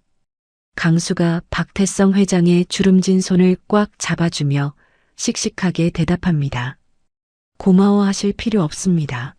앞으로 제가 매일매일 맛있는 것도 사드리고 커피도 뽑아드릴 테니까 무조건 건강하게 오래오래 제 옆에 계셔야 합니다. 같은 시간 태성그룹 최고급 요양병원에서는 또 다른 놀라운 기적이 일어나고 있습니다. 침대에만 누워있던 늙은 양아버지가 휠체어에서 완전히 일어나 두 발로 단단하게 병실 바닥을 디디며 걷고 있죠. 강수가 목숨 걸고 구해온 천년초의 강력한 약효와 최 박사의 최첨단 집중 치료가 완벽한 시너지를 낸 것입니다. 간호사들이 손뼉을 치며 환한 웃음으로 환호합니다. 어르신, 정말 대단하세요. 다리에 힘이 꽉 들어가신 걸 보니 이제 휠체어 없이 혼자서 산책하셔도 전혀 무리가 없겠습니다. 병색이 완전히 사라지셨어요. 양아버지가 창밖의 맑은 하늘을 바라보며 감격에 겨워 눈물을 훔칩니다. 우리 강수 덕분이야. 그 녀석이 날 살렸어. 당장이라도 달려가서 내 귀한 새끼 꽉 안아주고 싶구나. 며칠 뒤 강수가 두꺼운 결제 서류를 품에 안고 회장실 문을 힘차게 열고 들어섭니다. 아버지, 태성그룹의 불합리한 하도급 구조를 완전히 뜯어고칠 혁신적인 상생 기획안을 완성해 왔습니다. 협력사들의 이윤을 철저하게 보장하고 부당한 단가 후려치기를 원천 차단하는 내용입니다. 결제해 주십시오. 박태성 회장이 안경을 고쳐 쓰고 서류를 꼼꼼히 읽어내려가더니 망설임 없이 결제란에 큼지막하게 서명합니다. 아주 훌륭하고 완벽한 기획이다. 현장을 아는 너만이 만들 수 있는 진짜 살아있는 서류야. 당장 내일부터 그룹 전체 계열사에 이 기획안을 강제 시행하도록 지시하마. 부사장실에 홀로 덩그러니 남은 박상민 부사장이 블라인드 틈새로 복도를 노려보며 이를 부득부득 갑니다. 평소 자신에게 머리를 조아리며 아부하던 핵심 임원들이 모두 강수에게 줄을 서서 굽신거리는 꼴을 목격하자 눈동자가 핏발로 붉게 충혈됩니다. 박상민 부사장이 주먹으로 책상을 강하게 내리치며 짐승처럼 으르렁거립니다. 저 길거리 양아치 새끼가 감히 내 임원들을 전부 빼앗아가 파업까지 단숨에 해결하고 이젠 상생 기획안으로 그룹 전체의 영웅 행세를 하고 있잖아. 이대로 가다가는 내 자리는커녕 그룹 전체가 완전히 저놈 소나기에 넘어가고 말 거야. 더 이상 점잖은 방법으로는 저놈을 끌어내릴 수가 없어. 극한의 위기감을 느낀 박상민 부사장이 자리에서 벌떡 일어나 책상 밑에 숨겨진 육중한 금고 앞으로 다가갑니다. 덜덜 떨리는 손으로 복잡한 다이얼을 신경질적으로 돌리자 덜컥하는 무거운 소리와 함께 금고 문이 열립니다. 박상민 부사장이 금고 가장 깊숙하고 어두운 곳에 숨겨두었던 작은 유리병 하나를 조심스럽게 꺼내듭니다. 출처를 알 수 없는 무색무취의 맑은 액체가 찰랑거리는 병을 눈높이까지 들어 올려 흔들어 봅니다. 유리병에 반사된 서늘한 빛이 박상민 부사장의 광기 어린 눈동자를 비추고 섬뜩하고 비열한 미소가 입가에 천천히 번져갑니다. 며칠 뒤 태성그룹 창립 기념일 전날 밤입니다. 어두컴컴한 부사장실에 박상민 부사장이 서늘한 눈빛으로 앉아 있습니다. 그의 앞에는 회장실 전속 요리사가 바들바들 떨며 고개를 푹 숙이고 있죠. 박상민 부사장이 두툼한 수표 뭉치와 맑은 액체가 담긴 작은 유리병을 탁자 위로 밀어내며 차갑게 협박했습니다. 이 돈이면 네가 사채업자들에게 빌린 도박빚을 전부 갚고도 평생 놀고 먹을 수 있을 거다. 내일 아침 늙은이가 마시는 한약팩에 이 약을 아주 조금만 주사기로 찔러 넣어. 만약 내 지시를 거역하거나 경찰의 딴 마음을 먹는다면 내 아내와 어린 딸이 내일 아침 햇살을 보지 못하게 될 줄 알아라. 먼지 하나 남기지 말고 완벽하게 처리해. 요리사가 덜덜 떨리는 손으로 유리병과 수표를 챙기고 연신 고개를 끄덕이며 대답합니다. 부사장님, 시키시는 대로 다 하겠습니다. 제발 제 가족들만은 무사하게 내버려 두십시오. 다음 날 아침 고풍스러운 회장실 안입니다. 박태성 회장이 두꺼운 결제 서류를 덮고 요리사가 금쟁반에 올려온 따뜻한 한약팩을 뜯습니다. 한약을 단숨에 들이켠 박태성 회장의 두 눈이 갑자기 파르르 떨리며 얼굴이 새파랗게 질려갑니다. 숨을 헐떡이던 박태성 회장이 극심한 가슴 통증을 이기지 못하고 가슴을 부여잡은 채 바닥으로 고꾸라집니다. 입에서 검붉은 피를 한 움큼 토해내며 화려한 카펫을 붉게 물들이죠. 문 밖에서 대기하던 김 실장이 둔탁하게 넘어지는 소리에 놀라 문을 박차고 들어오며 비명을 지릅니다. 회장님, 이게 무슨 일입니까? 피를 토하시다니요. 눈 좀 떠보십시오. 밖에 누구 없어. 당장 제일 빠른 구급차부터 불러. 태성그룹 병원 응급실 복도에 구급대원들의 다급한 군화 발걸음 소리가 요란하게 울려 퍼집니다. 최 박사와 의료진이 하얗게 사색이 된 얼굴로 심폐소생술을 하며 박태성 회장의 이동 침대를 수술실로 강하게 밀고 들어갑니다. 비보를 듣고 달려온 강수가 땀범벅이 된 채 중환자실 앞을 초조하게 서성입니다. 몇 시간 뒤 굳게 닫혀있던 수술실 문이 열리고 땀에 흠뻑 젖은 최 박사가 무거운 발걸음으로 걸어 나옵니다. 강수가 최 박사의 가운을 꽉 부여잡고 절박하게 매달리며 부르짖습니다. 박사님, 우리 아버지 무사하신 거죠? 갑자기 사무실에서 피를 토하고 쓰러지시다니 도대체 무슨 일입니까? 천년초 덕분에 심장도 간도 전부 다 좋아지셨다고 어제 분명히 말씀하셨잖아요. 최 박사가 고개를 푹 숙이며 참담하고 떨리는 목소리로 대답합니다. 본부장님, 누군가 고의로 아주 치명적이고 알 수 없는 특수 독극물을 회장님 한약에 섞은 것이 확실합니다. 저희가 긴급 해독 시술을 총동원하고 위를 전부 씻어냈지만 독극물의 정확한 성분을 파악하지 못해 해독제를 투여할 수가 없었습니다. 뇌로 가는 산소가 완전히 차단되어 현재 뇌사 상태에 가까운 깊은 코마에 빠지셨습니다. 스스로 의식을 회복하실 확률은 기적에 가깝습니다. 강수가 뼈가 빠진 듯 힘이 풀려 차가운 병원 복도 바닥에 털썩 주저앉으며 소리칩니다. 그게 무슨 말씀이십니까? 우리 아버지가 코마 상태라니요. 어제까지만 해도 저랑 시장에서 수육을 드시며 환하게 웃으셨는데 독극물이라니요. 도대체 어떤 나쁜 놈이 이런 끔찍한 짓을 저질렀단 말입니까? 제발 무슨 수를 써서라도 우리 아버지를 살려주세요. 강수가 엄청난 충격과 슬픔에 빠져 중환자실 앞을 뜬 눈으로 지키는 사이 태성그룹 본사는 발칵 뒤집힙니다. 박상민 부사장이 평소 관리하던 엉터리 기자들을 은밀히 매수하여 치밀하게 준비해 둔 거짓 뉴스를 일제히 살포한 것입니다. 유명 포털 사이트 메인 화면마다 강수가 과거 노숙자 시절 시장 상인들의 돈을 갈취하고 무자비하게 쇠파이프로 폭행했다는 자극적인 거짓 기사가 도배를 합니다. 교묘하게 짜깁기 된 폭행 영상과 얼굴을 검은 모자로 가린 가짜 피해자들의 거짓 증언이 끊임없이 재생되죠. 뉴스 앵커의 차갑고 딱딱한 목소리가 텔레비전 화면을 가득 채웁니다. 태성그룹의 새로운 핏줄이자 기획조정실 후계자로 지목된 박도윤 본부장이 과거 시장 상인들을 식칼로 협박하고 자릿세를 뜯어낸 악질 폭력배였다는 충격적인 폭로가 방금 전 나왔습니다.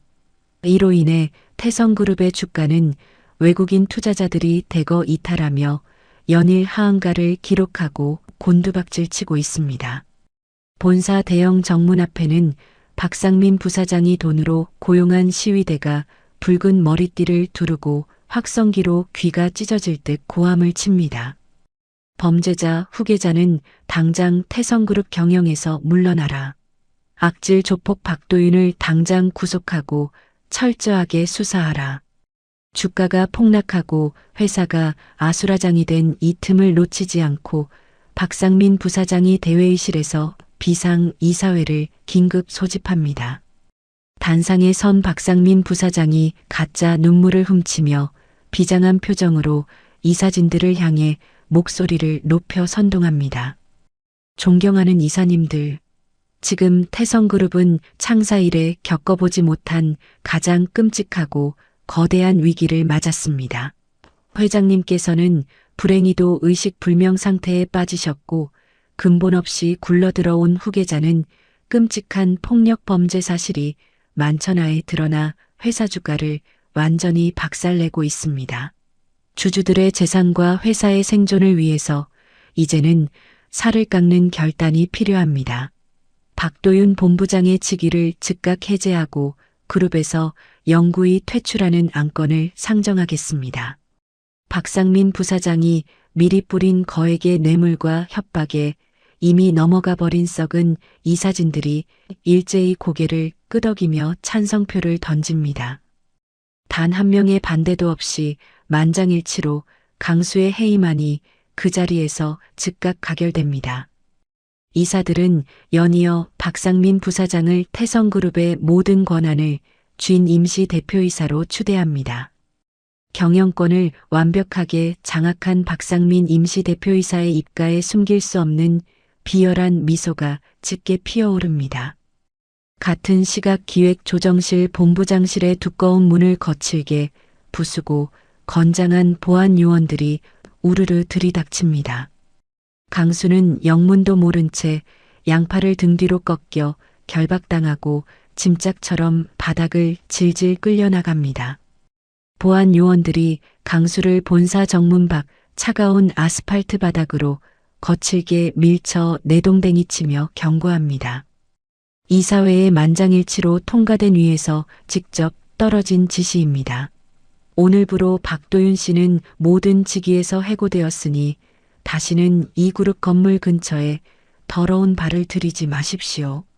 하루아침에 억울한 누명을 쓰고 아버지가 피땀 흘려 일군 회사에서 비참하게 쫓겨난 강수가 흙바닥을 주먹으로 강하게 내리칩니다. 가장 넓고 화려한 부사장실로 돌아온 박상민 임시대표이사가 개인 금고에서 두꺼운 매각 계약서를 꺼내어 탁자에 넓게 펼칩니다. 그 앞에는 외국계 투기 자본을 대리하는 검은 머리 외국인 브로커가 교활하게 웃으며 다리를 꼬고 앉아 있습니다. 박상민 임시대표이사가 계약서의 매각 대금 란을 손가락으로 거칠게 짚으며 말했습니다. 태성그룹의 핵심 알짜 계열사 3곳을 서류상 이 헐값에 당신들에게 모두 넘기겠소. 당신들은 이 회사를 찢어서 팔아먹든 말든 내 알 바 아니오. 대신 내 스위스 비밀 계좌로 떨어질 거액의 불법 금액은 단 1원도 틀리지 않게 오늘 밤까지 정확히 입금해야 할 것이오. 내일 주주총회에서 모든 매각 절차를 단숨에 끝내버립시다. 브로커가 만족스러운 듯 고개를 끄덕이며 서류에 붉은 인장을 거침없이 찍어내립니다. 그 시각 태성그룹 최고급 요양병원에도 박상민 임시대표이사의 끔찍한 마수가 들이웁니다. 박상민 임시대표이사의 지시를 받은 험악한 용역 건달들이 늙은 양아버지의 VIP 특실문을 구둣발로 차고 들어옵니다. 양아버지가 휠체어에서 힘겹게 일어나며 놀란 눈으로 묻습니다. 당신들 도대체 누구야? 여기는 환자가 안정을 취하는 곳인데 함부로 들어오면 안 되는 거 몰라. 어서 밖으로 나가지 못해. 건달들이 양아버지의 마른 팔을 억지로 꺾고 낡은 휠체어에 거칠게 주저앉히며 윽박지릅니다. 시끄러워. 내깐 냄새나는 늙은이가 특실 침대를 꿰차고 호강할 때가 아니야. 당장 저기 지하 일반 병동 창문도 없는 구석방으로 짐통째로 치워버려. 앞으로 쥐새끼 한 마리 이 병실에 절대 접근하지 못하게 문 앞을 철저하게 막아라. 양아버지가 제대로 반항할 새도 없이 어둡고 축축한 지하 병실에 감금되며 강수를 압박할 완벽한 인질 신세가 되고 맙니다. 칠흑같이 어두운 밤하늘에서 무서운 폭우가 쏟아져 내립니다. 굳게 닫힌 태성그룹 본사 정문 앞을 흠뻑 젖은 강수가 미동도 없이 조용히 올려다보고 있습니다. 억울함에 눈물을 흘리거나 절망에 빠져 바닥에 주저앉을 줄 알았던 강수의 얼굴은 바위처럼 단단하게 굳어 있습니다. 오히려 강수의 두 눈에는 험악한 길거리 생존 본능이 깨어난 듯 서늘하고 매서운 야성의 빛이 시퍼렇게 번덕이고 있죠. 강수가 빗물이 뚝뚝 떨어지는 주먹을 꽉 쥐며 이를 악물고 다짐합니다.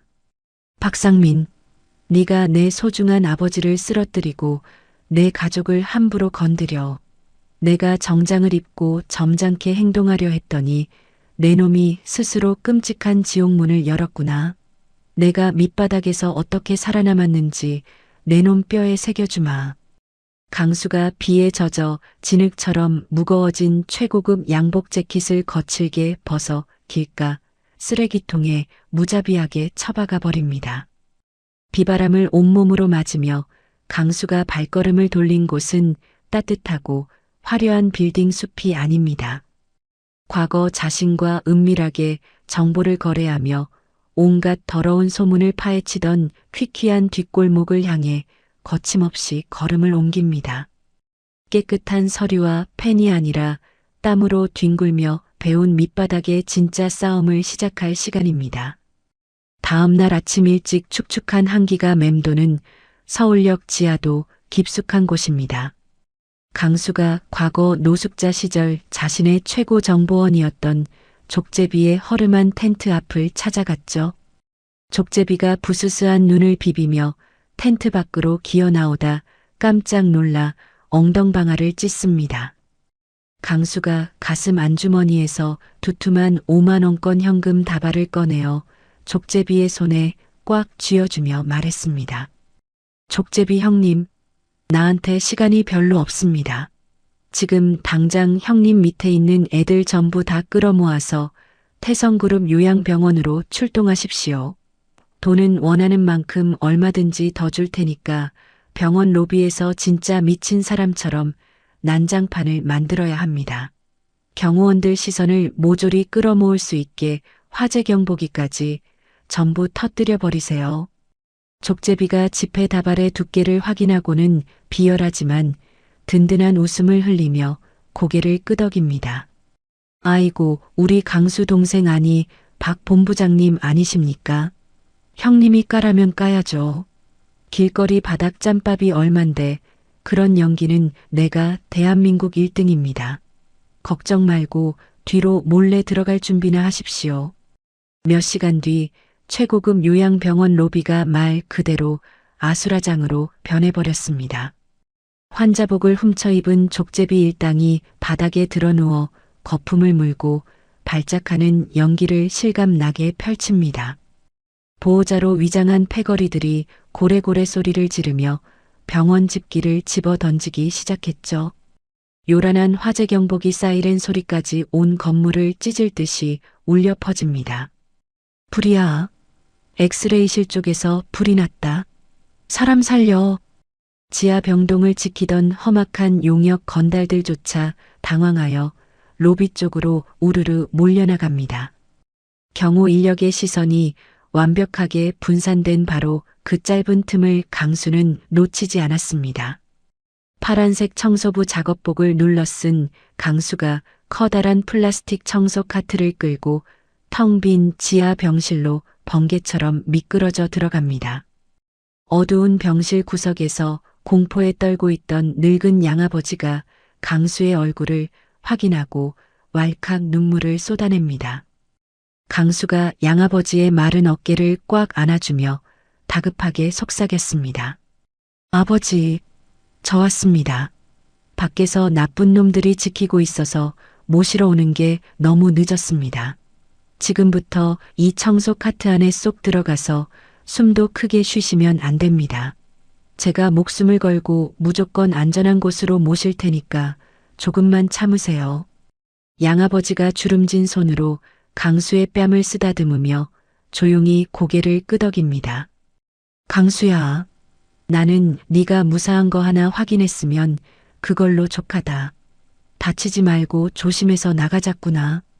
강수는 양아버지를 청소 카트 안쪽에 웅크리게 한 뒤 더러운 수건과 쓰레기 봉투로 빈틈없이 위장합니다.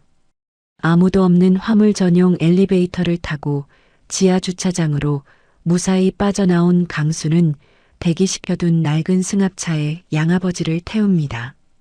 경기도 외곽에 위치한 아무도 모르는 족제비의 비밀 안가로 양아버지를 완벽하게 피신시키는 데 성공하죠.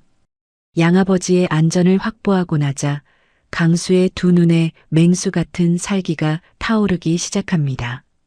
강수의 휴대전화로 족제비의 다급한 목소리가 흘러나왔습니다. 강수야, 내 밑에 애들이 시장 바닥이랑 유흥가를 이잡듯이 뒤져서 드디어 찾아냈다. 박상민 부사장 그 썩을 놈에게 노릇을 하는 검은 개 패거리가 지금 경기도 외곽에 있는 버려진 폐공장 무기고에 숨어 있다고 한다. 놈들 머릿수가 엄청나니까 절대 혼자 가지 마라. 강수가 차가운 미소를 지으며 휴대전화 전원을 아예 꺼버립니다. 머릿수가 많아봐야 온실 속에서 돈이나 받고 주먹질하는 놈들입니다. 바닥에서 진흙탕 구르며 살아남은 제 주먹이 훨씬 맵다는 걸 똑똑히 가르쳐 주겠습니다. 달빛조차 구름에 가려진 깊은 야밤입니다. 강수가 검은 점퍼의 지퍼를 목 끝까지 올리고 인적 없는 폐공장에 부서진 철조망을 소리 없이 뛰어넘습니다. 공장 마당에는 쇠파이프를 든 용역 건달 10여 명이 담배를 피우며 보초를 서고 있죠.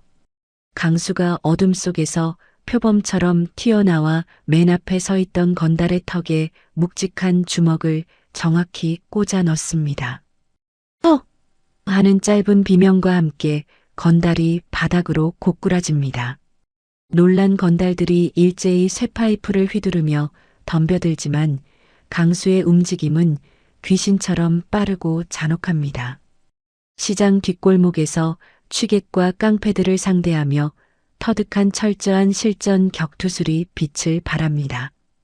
팔꿈치로 명치를 찍고 무릎으로 얼굴을 가격하며 단숨에 건달들을 낙엽처럼 바닥에 눕혀버립니다. 공장 안쪽 사무실 문을 발로 거칠게 걷어차고 들어가자 소파에 누워있던 검은 개가 기겁하며 벌떡 일어납니다. 검은 개가 허리춤에서 칼을 빼들기도 전에 강수가 호랑이처럼 달려들어 그의 굵은 목덜미를 억센 소나기로 꽉 틀어줍니다. 강수가 숨이 막혀 캑캑거리는 검은 개를 벽으로 강하게 밀어붙이며 살벌하게 으르렁거립니다. 내 놈이 우리 아버지를 저수지에 빠뜨리고 요양병원에서 난동을 피운 쓰레기 새끼지. 박상민이가 시키는 대로 움직이는 꼭두각시 주제에 어디서 목에 힘을 주고 있어. 당장 내 놈 금고 열고 박상민이 지시한 증거물 전부 다 꺼내놔. 3초 안에 입을 안 열면 여기서 내 놈 숨통을 영원히 끊어버릴 테니까. 겁에 질려 얼굴이 하얗게 질린 검은 개가 덜덜 떨리는 손가락으로 책상 밑 육중한 금고를 가리킵니다. 강수가 검은 개를 바닥에 내동댕이 치고 주변에 굴러다니던 커다란 오한말을 집어들어 금고 다이얼을 미친 듯이 내리쳐 박살을 냅니다. 부서진 금고 문을 뜯어내자 그 안에는 박상민 부사장의 지시 내용이 고스란히 녹음된 비밀 대포폰이 들어 있습니다. 그 옆에는 박태성 회장에게 사용했던 특수 독극물의 복잡한 성분표와 푸른빛이 도는 해독제 샘플이 담긴 주사기가 놓여 있죠. 결정적인 증거를 모두 강탈한 강수가 숨을 헐떡이는 검은 개의 얼굴에 침을 뱉고 폐공장을 유유히 빠져나옵니다. 강수는 곧바로 김 실장에게 공중전화로 은밀하게 연락을 취해 인적이 드문 한강 둔치에서 접선합니다. 김 실장이 초췌한 얼굴로 달려오자 강수가 해독제 샘플과 성분표를 그의 손에 다급하게 쥐어줍니다. 김 실장님, 이게 우리 아버지를 코마 상태로 만든 그 독약의 정확한 성분표와 해독제입니다. 지금 당장 병원으로 달려가서 최 박사님에게 이걸 몰래 전달하십시오. 다른 놈들 눈에 띄면 절대 안 됩니다. 아버지 목숨이 지금 실장님 두 발에 달려 있어요. 김 실장이 해독제를 품에 꽉 끌어안고 굵은 눈물을 뚝뚝 흘리며 맹세합니다. 본부장님, 아니 도윤 도련님, 제가 제 목숨을 바쳐서라도 반드시 최 박사님에게 전달하겠습니다. 회장님은 이깟 독약에 무너지실 분이 절대 아닙니다. 도련님도 제발 몸 조심하십시오. 김 실장을 떠나보낸 강수는 폐공장 금고에서 추가로 챙겨온 두꺼운 비밀 장부를 옆구리에 끼고 허름한 PC방으로 향합니다. 담배 냄새가 찌든 PC방 제1구석 자리에는 강수가 발탁했던 재무팀 이 과장이 모자를 푹 눌러 쓴 채 초조하게 컴퓨터 자판을 두드리고 있습니다. 강수가 이 과장 옆에 바짝 붙어 앉아 피 묻은 비밀 장부를 책상 위에 넓게 펼칩니다. 이 과장님, 상민 부사장이 외국계 투기 자본이랑 뒷거래를 한 진짜 장부입니다. 제가 이 복잡한 영문 서류들은 도저히 혼자 해석할 수가 없어서 불렀습니다. 당장 이 돈이 어디서 와서 어디로 흘러가는지 샅샅이 파헤쳐 주십시오. 이 과장이 두꺼운 돋보기 안경을 치켜 올리고 장부를 한 장씩 넘기며 모니터 화면에 그룹 전산망과 대조하기 시작합니다. 몇 시간이 지나자 이 과장의 두 손이 사시나무처럼 심하게 떨리기 시작합니다. 이 과장이 믿을 수 없다는 표정으로 마우스를 집어 던지며 비명을 지르듯 말했습니다. 본부장님, 이건 단순한 횡령이 아닙니다. 박상민 부사장이 태성그룹의 핵심 계열사 세 곳을 조세 회피처에 있는 페이퍼 컴퍼니의 단돈 헐값에 매각하기로 이면 계약을 맺었습니다. 그 대가로 부사장 개인 스위스 계좌로 천문학적인 비자금이 흘러들어가게 되어 있어요. 회사를 통째로 갈기갈기 찢어서 외국 놈들 입에 쳐넣으려는 수작입니다. 강수가 주먹을 꽉 쥐고 모니터를 노려보며 이를 부득부득 갑니다. 하지만 이 과장이 보여준 다음 서류 페이지에는 더욱 끔찍하고 잔혹한 계획이 숨겨져 있었습니다. 이 과장이 핏기가 싹 가신 얼굴로 서류의 맨 마지막 장을 가리키며 덧붙입니다. 더 무서운 건 이겁니다. 외국계 자본이 매각의 필수 조건으로 내건 조항이 하나 있어요. 바로 본부장님과 각별하게 지내시던 서울역 뒷골목 시장 일대의 부지를 강제로 전부 철거하라는 겁니다.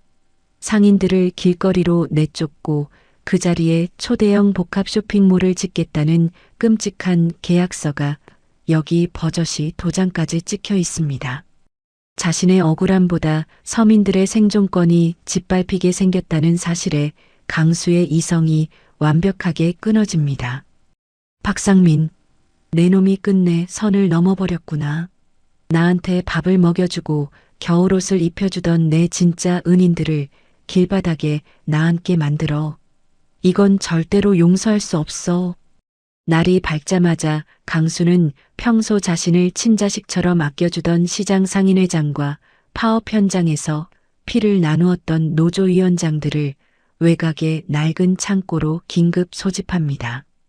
상인회장과 노조위원장들이 강수의 상처투성이 얼굴을 보고 깜짝 놀라 다가옵니다.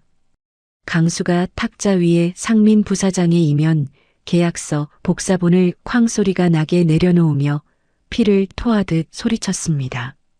어르신들, 그리고 위원장님들, 텔레비전에 나오는 저에 대한 나쁜 뉴스는 전부 조작된 거짓말입니다.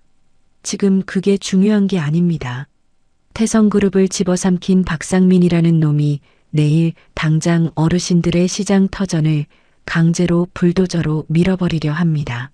노조원들이 일하는 공장도 외국 놈들에게 전부 팔아넘겨서 여러분을 하루아침에 실업자로 만들 계획입니다. 여기 도장이 찍힌 계약서를 두 눈으로 직접 확인하십시오.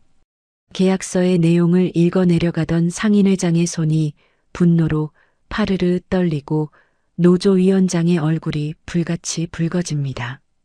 상인회장이 바닥에 침을 뱉으며 억울함에 목청을 높였습니다. 이런 천하의 몹쓸 놈의 새끼들을 봤나? 우리가 평생 피땀 흘려 일군 시장 바닥을 지들 돈벌이에 쓰려고 전부 철거를 해. 강수 총각, 자네 말이 전부 사실이라면 우리가 가만히 있을 수 없지. 내일 당장 시장 사람들 전부 다 끌고 가서 그놈들 머리통을 다 깨버릴 테야. 자네만 믿고 우리가 앞장설 테니 어떻게 하면 되는지 말만 해. 강수가 결연한 표정으로 굵은 눈물을 닦아내며 완벽한 반격 시나리오를 설명하기 시작합니다. 내일 오전 본사 대강당에서 임시 주주총회가 열립니다. 거기서 박상민이 이 더러운 계약을 최종 승인할 겁니다.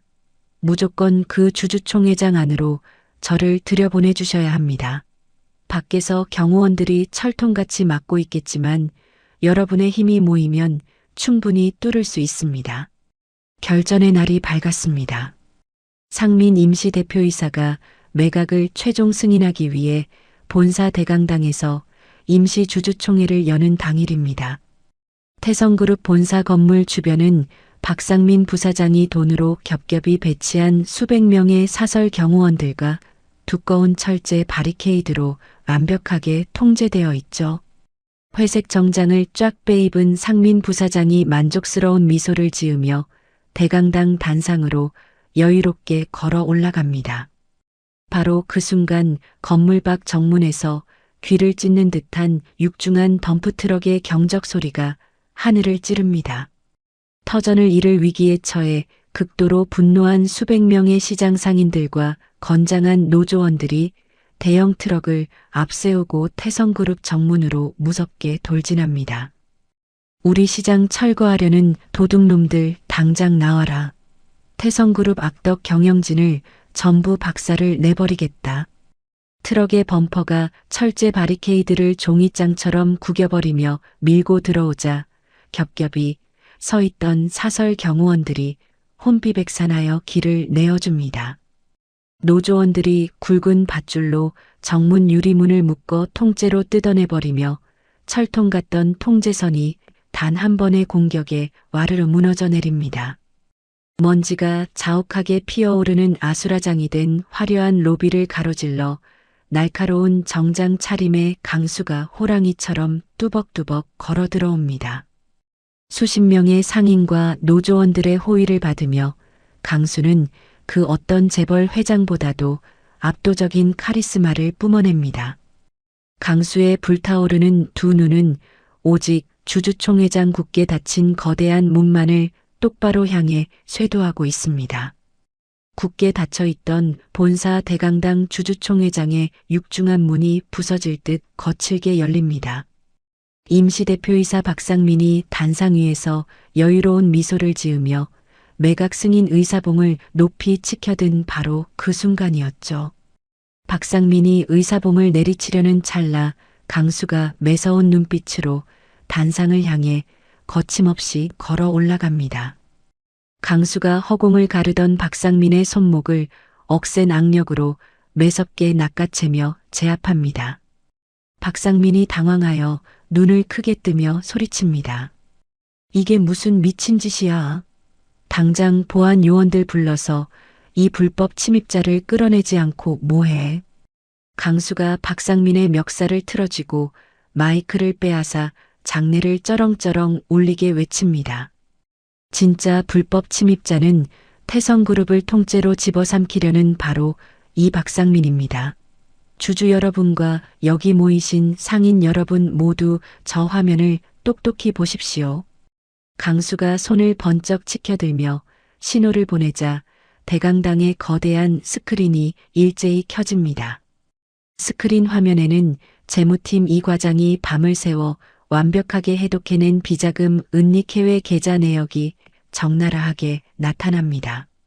이어서 상인들의 터전을 강제로 철거하고 대형 쇼핑몰을 짓겠다는 끔찍한 이면, 계약서에 도장 찍힌 원본이 화면을 가득 채우죠.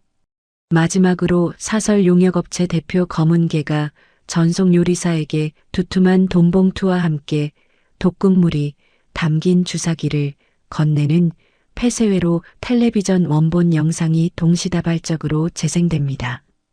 영상을 확인한 주주들 사이에서 믿을 수 없다는 경악의 고성이 여기저기서 터져나옵니다. 주주총회장 안으로 밀고 들어온 수백 명의 상인과 노조원들 역시 분노를 참지 못하고 단상을 향해 주먹을 휘두르며 소리칩니다. 저런 천하의 몹쓸 놈을 당장 끌어내라. 회장님을 독살하려고 한 것도 모자라 우리 시장까지 빼앗으려 하다니 절대 가만두지 않겠다. 순식간에 성난 사람들에게 사방이 완전히 포위되자 박상민의 얼굴은 핏기가 가시며 백지장처럼 하얗게 질려버립니다. 박상민이 덜덜 떨리는 목소리로 변명하려 애씁니다. 이건 전부 조작이야. 저 양아치 놈이 회사를 차지하려고 가짜 영상을 만들어낸 거라고. 당장 저 화면 끄지 못해.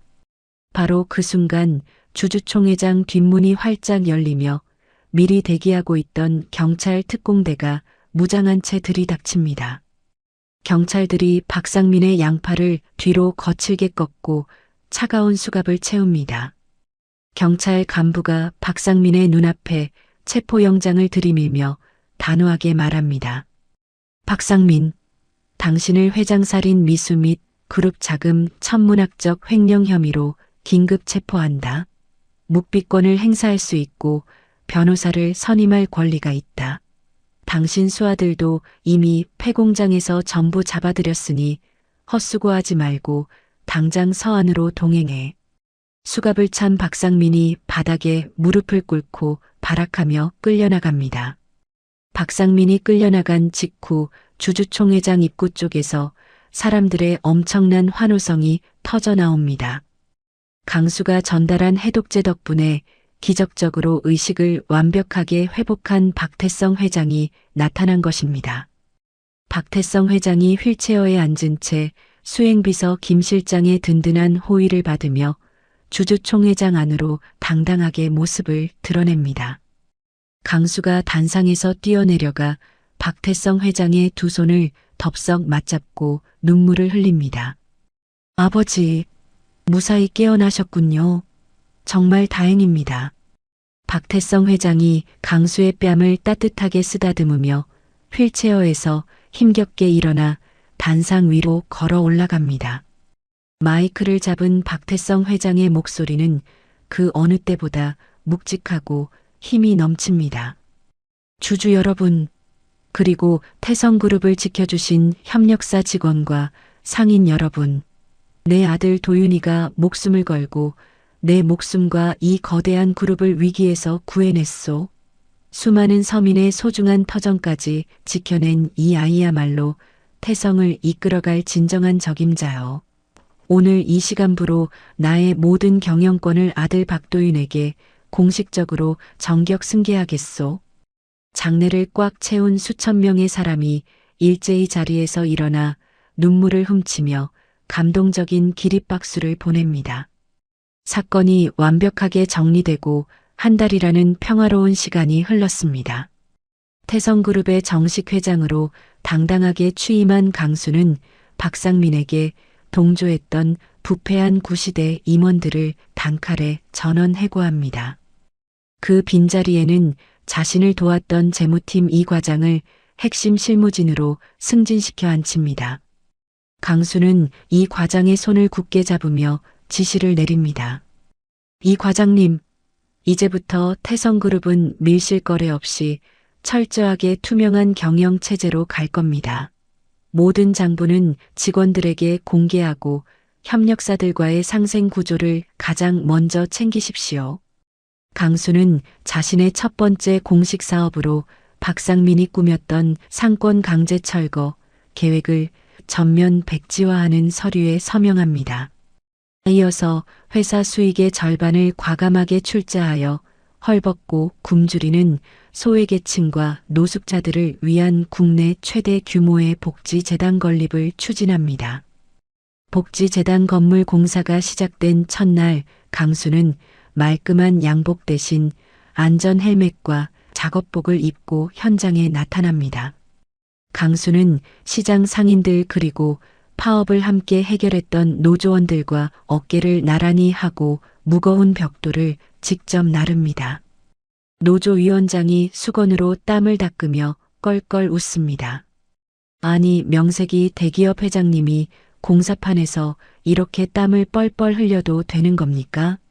다치시면 저희가 혼납니다. 강수가 이마에 맺힌 땀방울을 소매로 쓱 닦아내며 활짝 웃습니다.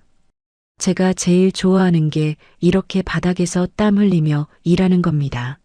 우리 재단 건물인데 제 손으로 직접 기초를 다져야 직성이 풀리죠. 한편 병세를 완벽히 회복한 늙은 양아버지는 강수가 특별히 마련해준 한적하고 양지 바른 시외 전원주택으로 거처를 옮겼습니다. 낡은 리어카 대신 마당에 핀 예쁜 꽃들을 보며 새 삶을 시작하게 되었죠. 경영 일선에서 완전히 물러난 박태성 회장 역시 양아버지의 집 바로 옆집으로 거처를 이사했습니다. 30년의 세월을 돌고 돌아 아들을 매개로 만난 두 노인은 이제 매일 아침 함께 텃밭을 가꾸고 바둑을 두는 가장 친한 평화로운 이웃사촌이 되었습니다. 화창한 봄날의 주말 오후가 찾아왔습니다. 강수가 수행원도 없이 홀로 양손 가득 묵직한 검은 봉투를 들고 전원주택 마당으로 성큼성큼 들어섭니다. 아버지, 두 분 다 마당에 계시죠? 제가 오면서 시장 상인분들이 챙겨주신 최고급 삼겹살이랑 달달한 막걸리 듬뿍 사왔습니다. 마당 한가운데 놓인 널찍한 평상 위로 양아버지와 박태성 회장이 마주 앉아 환하게 웃으며 강수를 반깁니다. 양아버지가 주름진 얼굴 가득 미소를 지으며 손짓합니다. 아이고, 우리 회장님 오셨는가? 어서 와서 여기 앉아라. 밭에서 갓 딴 싱싱한 상추 다 씻어놨다. 박태성 회장도 강수에게 막걸리 잔을 내밀며 호탕하게 웃습니다. 어서 고기부터 불판에 올려라. 우리 아들이 구워주는 삼겹살이 세상에서 제일 맛있는 법이지. 강수가 불판 위에 고기를 올리고 지글거리는 소리와 함께 고소한 냄새가 마당을 가득 채웁니다. 강수가 정성스럽게 고기를 잘라 두 아버지의 밥그릇 위에 공평하게 올려줍니다. 세 사람이 평상에 마주 앉아 고기를 쌈에 싸먹고 막걸리 잔을 부딪히며 세상 가장 따뜻하고 행복한 웃음꽃을 피웁니다. 봄바람이 살랑살랑 불어오자 강수의 가슴팍에서 빛나는 은목걸이가 따스한 햇살을 받아 반짝반짝 빛납니다. 가장 어두운 밑바닥 노숙자에서 시작해 잃어버린 가족을 찾고 모두를 구한 진정한 영웅으로 거듭난 강수의 밝은 미소가 클로즈업됩니다. 서로를 향한 진심 어린 사랑으로 기적을 만들어낸 세 사람의 아름다운 풍경과 함께 장대한 이야기가 따뜻하게 막을 내립니다. 오늘 준비한 이야기는 여기까지입니다. 가장 낮고 차가운 길거리에서 시작된 삶이었지만 병든 양아버지를 향한 지극한 효심과 선한 마음이 결국 가장 큰 기적을 만들어냈습니다. 돈과 권력에 눈이 멀어 가족마저 버린 이들은 비참한 최후를 맞이했고 어떤 험난한 시련 속에서도 따뜻한 인간미를 잃지 않았던 강수는 진정한 핏줄과 행복을 모두 되찾을 수 있었습니다. 우리네 인생도 때로는 거친 비바람이 몰아치고 억울한 일투성이인 것 같지만 강수처럼 따뜻한 진심으로 내 주변을 아끼며 살아가다 보면 언젠가 반드시 그 마음이 빛을 발하는 기적 같은 순간이 찾아올 거라 믿습니다. 구독자 여러분의 가정에도 이들 가족처럼 늘 따뜻한 웃음과 끈끈한 사랑이 끊이지 않기를 진심으로 기원합니다. 항상 건강 유의하시고 오늘 하루도 마음 넉넉하고 평안한 시간 보내시길 바랍니다. 이야기를 끝까지 들어주신 분이 계시다면 잘 들었다고 댓글 하나만 남겨주세요. 감사합니다.